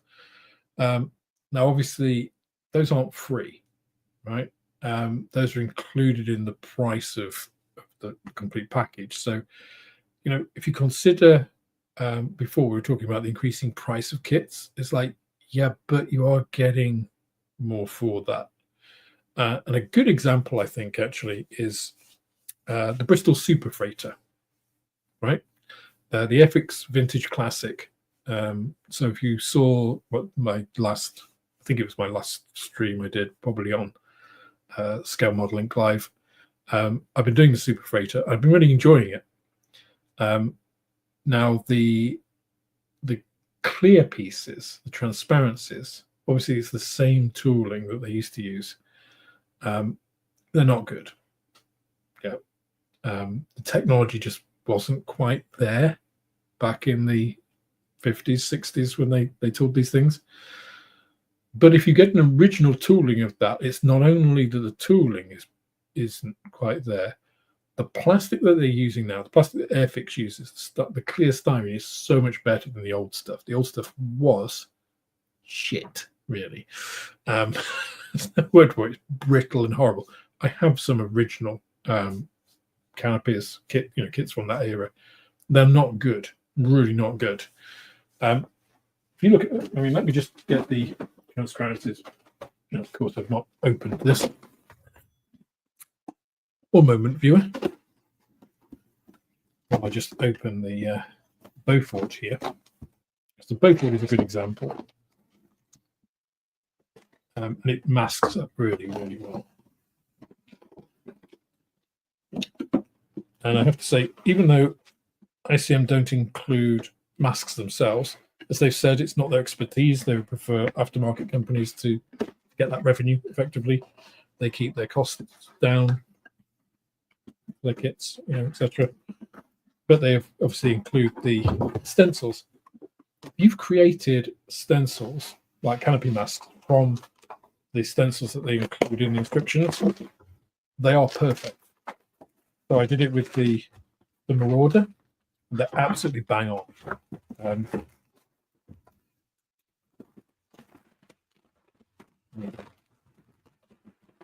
So these are the clear parts out of the Beaufort. And some of you would have seen this before when I've gone over this, but the clarity on these is absolutely fantastic. And the fact that the frames are actually translucent rather than transparent. They are thin. If you look at the actual thickness of the plastic here,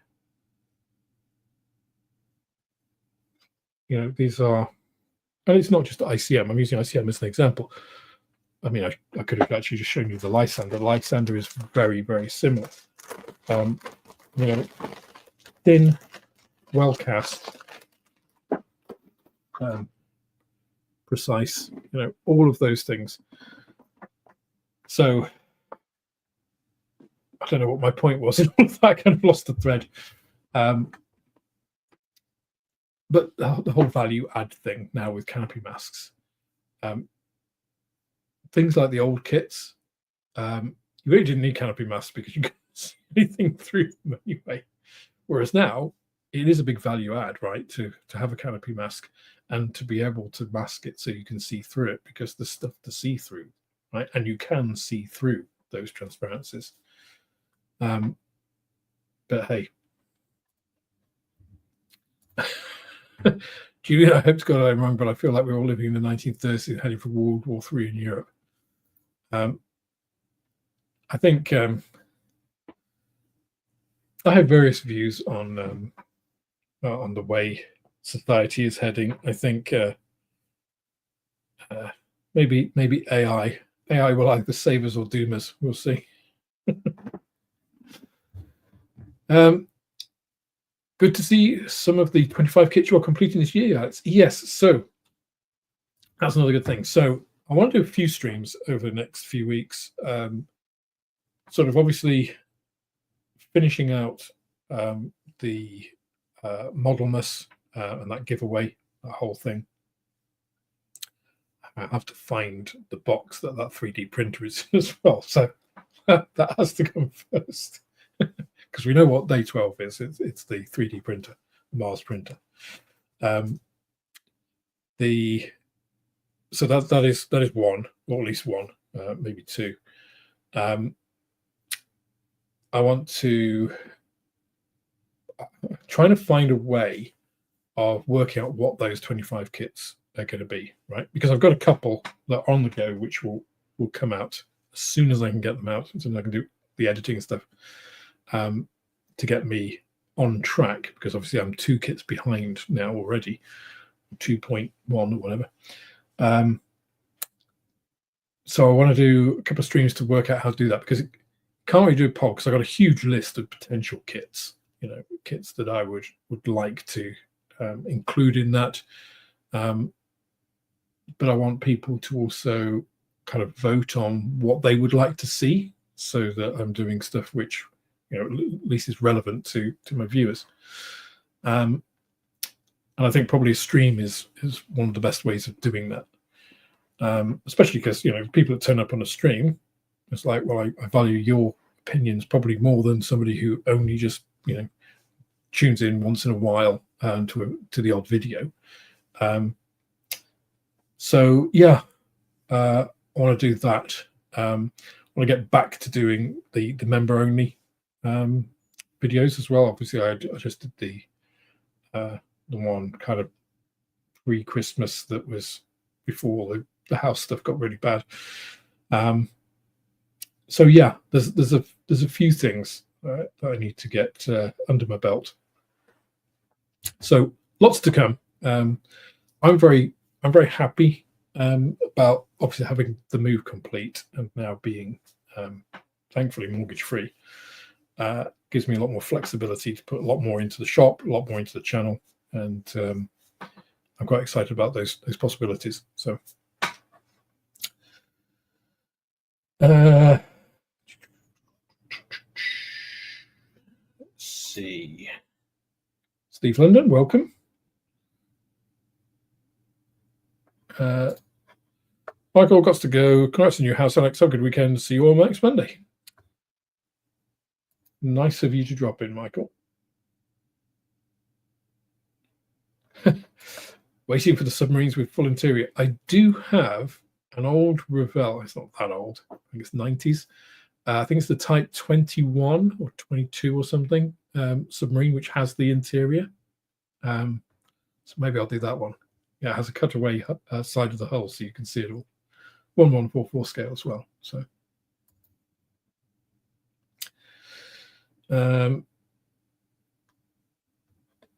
okay.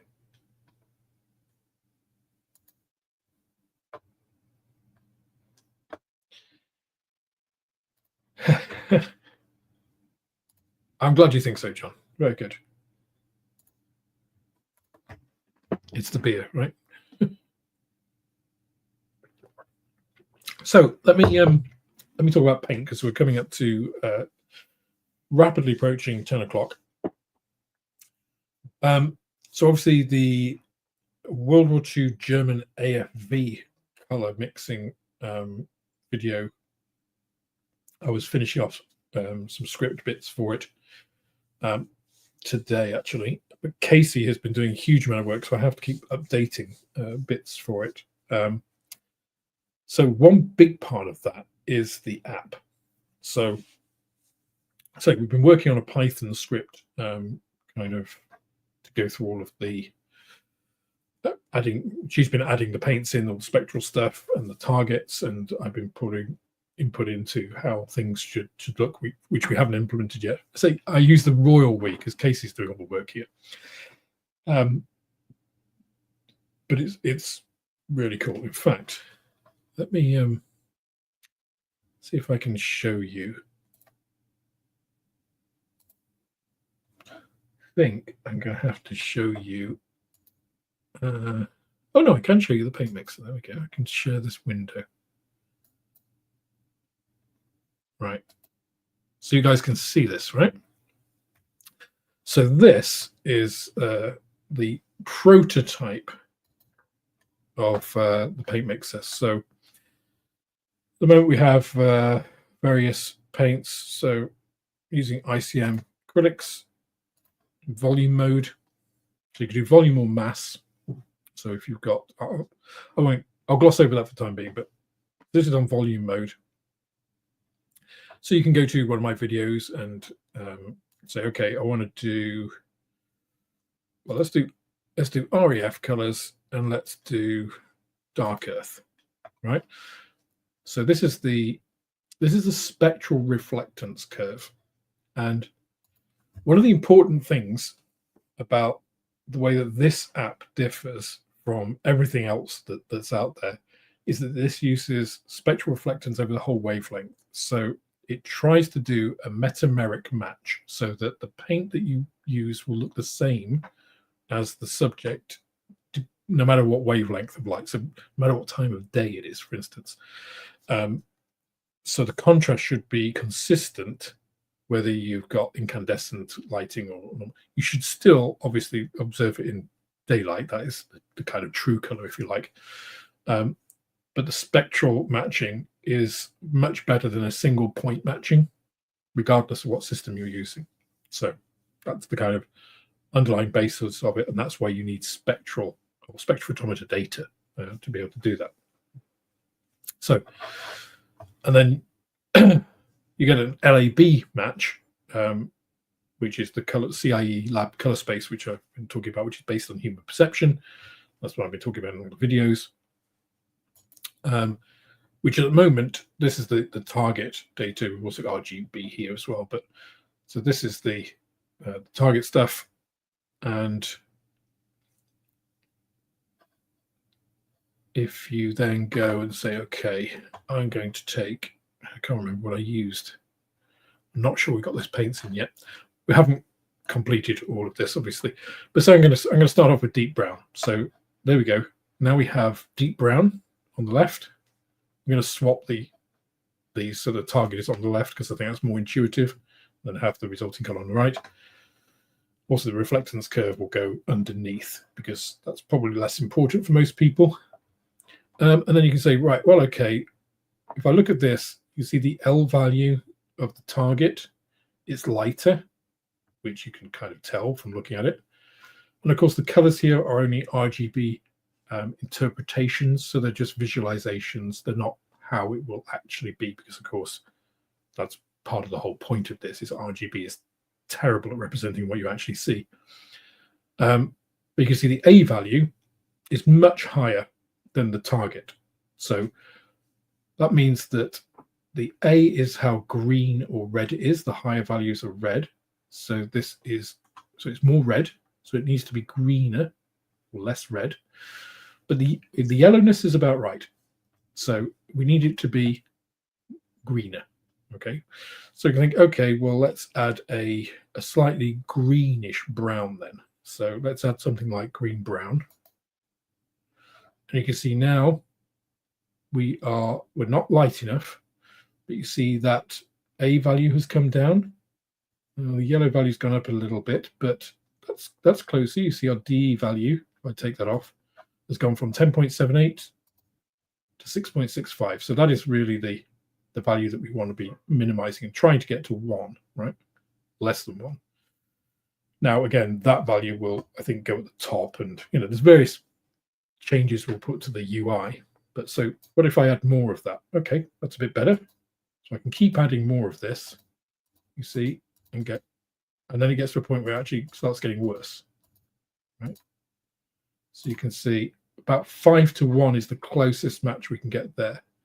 And you can see now we're still too red, and now we're too yellow as well. So perhaps adding that much green brown isn't the way to go. Let's just try adding some green. You can see adding the green, not the way to go. So the good thing about this is it gives you the tools to be able to just try this, right, without actually trying it, if you see what I mean. You don't actually have to break your paints out. See, so there I've added 2 parts of deep brown with 1 of deep green, and now our A values are pretty similar. B values not so much. What if I add some yellow? Okay, now we're getting a little bit closer. So you can see you can effectively do what you would do mixing paints, but you're doing it in the app, and you can see the kinds of measurements, the kinds of things you need to change. That's the whole idea of it, is getting into that mindset. If you want a quick way, you can, of course, just do this. And let me reset reset this completely, and you can just say calculate paint mix. And then the app will actually go away and think about it, and boom, there we go. 0.47, 2 parts of green brown, 1 of neutral grey, 1 of deep brown. So it's a nice simple mix, and it gets us pretty much, well, you might be able to distinguish this on the screen, but of course this is an RGB representation. To the naked eye, the 0.47 should be indistinguishable. So, and you can see on the spectral reflectance curve here how that is pretty much identical. So that is what we've been working on, and I'm pretty excited about it. It may not end up as a phone app because the processing power needed to be able to do that bit is quite high. My PC is pretty good, and you can see it took it took a few seconds to do that. But coming up with that good of a match that quickly is pretty good. I've actually got most of the video together about how this compares with that real paint mixer. It just blows it out of the water. It's not even close. It's like the average DE difference between theory. Oh, and the other thing, of course, this is theory, right? I've then gone ahead and mixed those colors and measured them. And the difference between theory and reality is the error of the measuring device, basically. For the paint app on the phone based on RGB, it's like 6 or 7 to 10. It's massive. It's visually completely different in a lot of cases. So it's pretty exciting, I think. So obviously, Casey's doing a huge amount of work putting all of the ICM paints on. Got to finish Tamiya paints. I'm also going to talk about Liquitex and the golden colors, which are artist paints. And usually artist paints are based on fewer pigments, often single pigments, which make them easier to predict. They're more color dense, not used by a lot of mini painters and scale modelers. So we talk about that as well. That's probably a longer term adoption for most people, because I think most people just like to think about buying a paint, right? But the other thing here is, of course, you will be able to put in manual targets, but at the moment, you've got target selector. So we have, all of these different target selectors. So like, for instance, these are ones I've been working off the Thomas Drury color chips. So again, these are spectral analysis of paint chips in very well researched books. So this isn't just something we pulled out of our asses or got some off Wikipedia or something. These are this is Elfenbein, for instance. Let's calculate Elfenbein. There you go, D of 0.5. If we look at what, so we'll probably do it so that it spits something out here as well. But you can see 2 parts pale sand to 1 part buff. Boom. Done. So it's pretty nice. I think it's pretty nice.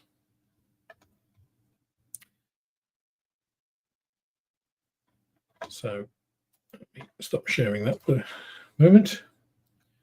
Let me just go up, because obviously I wasn't looking at any comments there.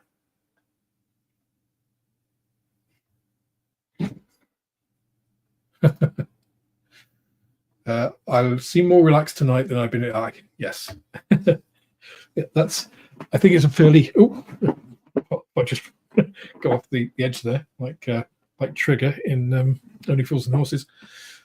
Yeah, it's a pretty easy cue to see. I think it's. I won't lie. I've been very stressed over the past 6 weeks. Probably 8 weeks actually, last couple of months. And it was great. Yeah, absolutely great to get it all done. So looking forward to the rest of 2025.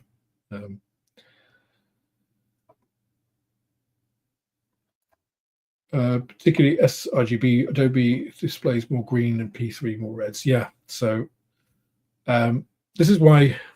So spectrophotometric data obviously is under a prescribed illumination and observant. So, you know, it's the thing that sets, I think, this apart from everything else, essentially. Certainly in our sphere of things. I'm not talking about industry and stuff, which you're paying literally hundreds or thousands of pounds for, is the data, right? It's the collection of the data is super important. The what do I want to say? The robustness of that data, and the other thing is the target. The target data is super important. So there was a good question here. Can you import a color from a picture? No. And the reason is because how are you going to import that? And as I said in the, who makes the most accurate paints? Nobody does, because it's such a huge set of variables. And that reference, what are you using as a target, is so important. And even if you're using, so if you're using, as I have been doing, colorimeter and scanning and getting, which uses a defined illumination source, calibrates before it does it. So it's D65 at a certain number of degrees. And even that, so my device has an error of about 2 dE, right? That's what we've, Casey and I have managed to work out. It's still a single point in 3-dimensional color space, right? Spectrophotometric analysis is across a wavelength spectrum. So as you saw in the it's from 400 to 700 nanometers. Yeah, 400 to 700 nanometers, which is the visible spectrum. So in order to get an accurate measurement, you would need that spectrum of the color. So a picture doesn't have a spectrum. It's just a bunch of pixels, right, of single points. So you will, fingers crossed, the intent is, perhaps I should say, the intent is that you'll be able to import an LAB value, but the mix will still be a point mix rather than that metameric mix, if you like.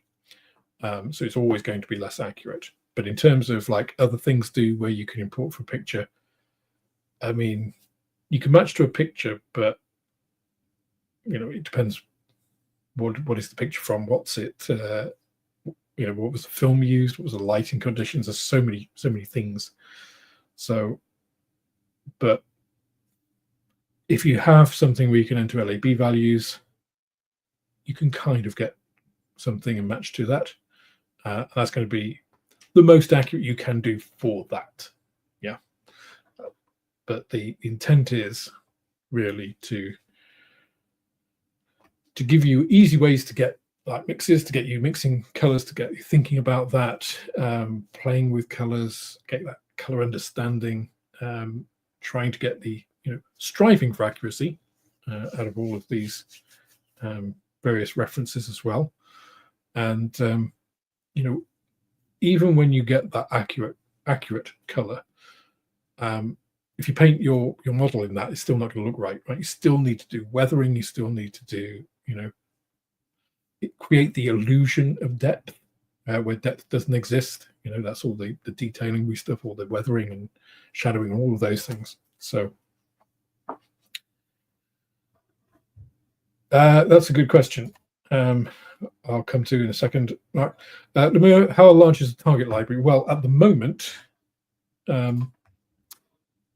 we've got German AFV colors from the Thomas Trory stuff. All of the cards from Medic and Cop for the RLM, got the RAF map colors, and the official US aircraft colors for the US Navy and Marine Corps aircraft. That's just what we've got to starters. So that's the sort of thing that can be expanded as time goes on, because those are just more reference libraries, that can be in an update. So yeah, that's how long is a piece of string, I guess. It's like, but the other thing is, of course, one of the things I didn't mention. So we've got ICM acrylics, volume or mass, Tamiya acrylics in volume or mass, Tamiya lacquer colors, and then Liquitex basic acrylic fluids and golden fluid acrylics. So those will be those are the ones we've got at the moment. Creating the data, or actually creating the samples to get the data from the paints, is one of the most labor-intensive pieces for Casey. So that's the the big thing to think about. It's not like you can just throw in a bunch of colors. So what apps do, like the app I mentioned before, and Hobby Color Converter as well, is the same. And one of the reasons that I started on this whole journey was Hobby Color Converter sometimes gives you some really odd results. And when I actually spoke to the guy who does the app, and one of the things they do is they use LAB values, and they use DE2000, but it's all based on what the manufacturers give them. So it's like, well, that's okay. If they've used different, so you introduce straight away a huge amount of variability and error, right?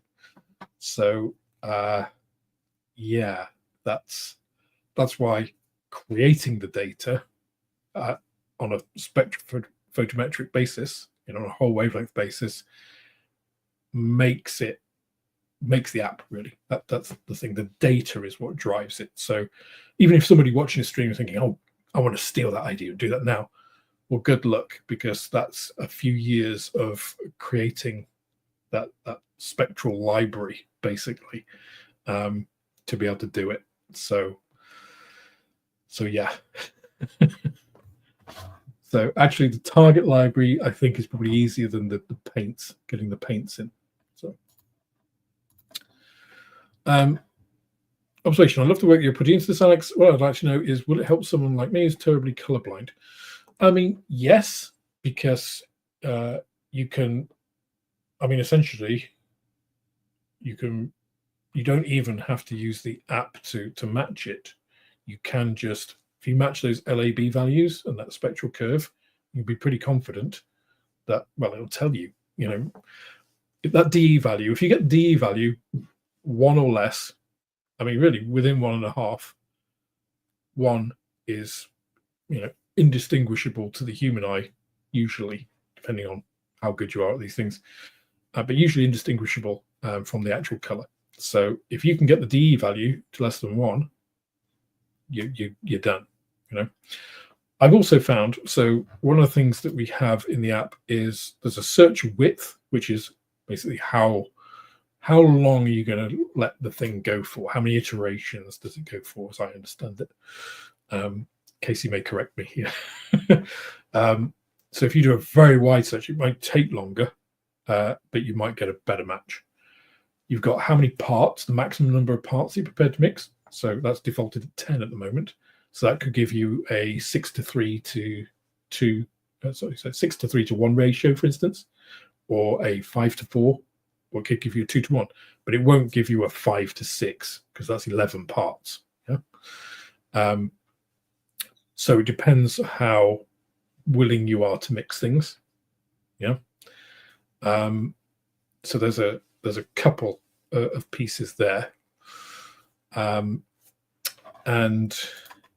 then the other one is the threshold, what D value you're prepared to accept. What I'll probably do is restrict this so that it's not just free form entry, because most people won't really know. So it will probably just be exact, very close and close, those kinds of things.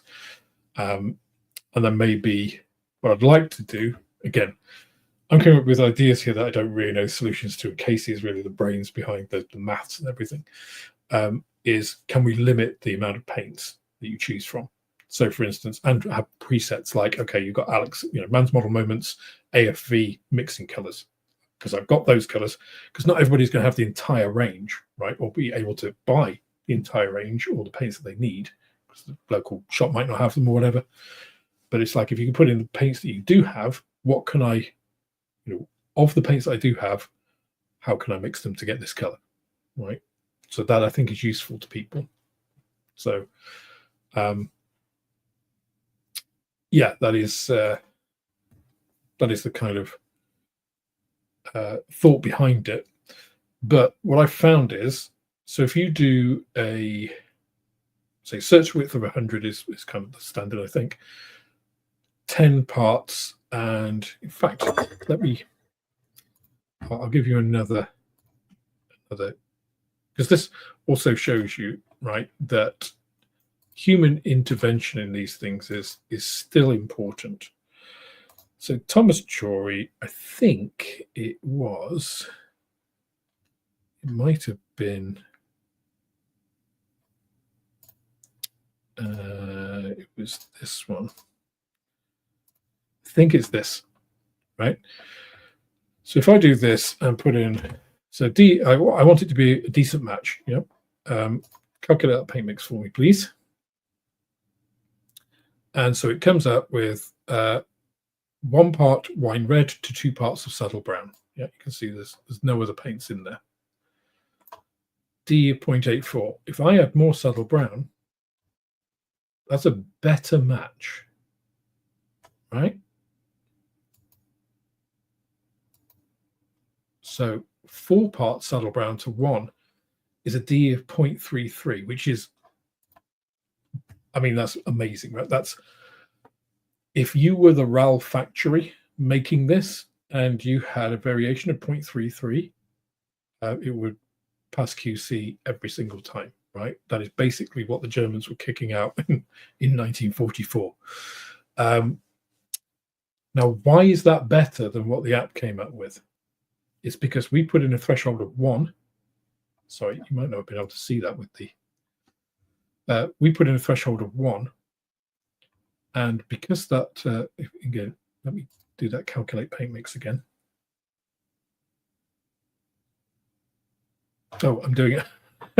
I'm doing it on the screen and not on the actual app. Calculate paint mix. Here it goes. So you can see it's reverted to that 2 to 1 with the 0.84. And what it does is, because it stops looking after it's got a match that fits your criteria. So it doesn't look for a better match after that time. So you can often find, you think, well, I could just tweak this a little bit, by going in, adding more subtle brown, and that's a better match. So it's not just a matter of, the app will solve all your woes. It's something to help you think about how the paint is working and what you can do with your paints, as well as do the work for you. Also, it shows you that, sometimes you're going to mix which is quite sensitive to the volumes that you're adding. Not everybody has accurate ways of measuring, right? So if you can get something like that and mix 3 to 1 subtle brown, you know that if you don't mix it super accurately, if you go a little bit more or a little bit less than that subtle brown, you've got a very robust mix. It's still going to be within 1 DE of that target. So that's important as well, right? Whereas if you've got something that if you add 0.1% more of one of the colors, it suddenly goes way out. That's not a robust color mix, right? You want something that can sustain a little bit of basically buffer errors that you're going to make. So Andy Bowden, will it be Mac based as well? I don't know how easy it is to take something based on Python and convert it into a Mac-based app. I mean, the idea would be to try and get it to be as accessible as possible. The thing is, when you make it on multiple platforms, is then support thereafter. So the question is, I really don't know. Will it be available on a mobile platform? We don't know, because we don't know whether it's possible. We've been doing this development work on PC in Python. So all of these questions will be determined. We have no idea when this will be out. If it comes out in 2025, I'll be happy. I'm ecstatic, actually.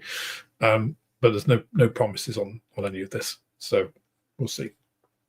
But that's one of the other things I've been very excited about and working on with Casey. I said Casey's been doing the lion's share of the actual work, and all credit to her for that. The other thing is I've been doing some other things on paint, which is basically talking about a bit more about properties of paint, and specifically on particle size in paint and how that actually affects the properties, things like spraying, for instance, and how to avoid some of the pitfalls here. That's where this comes in, because I will literally be putting paint under the microscope, because this is a Pentax KF adapter for my microscope, so I can put my digital camera, my SLR, on my microscope and get you some pictures to demonstrate some of the things I want to be talking about there. So quite looking forward to doing that. But that has taken us well past 10 o'clock, so I can only thank you all for coming back to this return to Man's Model Moments midweek model meets, hopefully consistently from this point forward, and maybe migrating to OBS in a month's time if I remember to cancel my subscription to StreamYard again. Otherwise, on StreamYard. And yeah, if anybody has any questions or comments, please do put them down in the comments to the video, live stream video, and I'll see you all next time. But thanks a lot for joining me. Take care. Happy modeling. See you next time.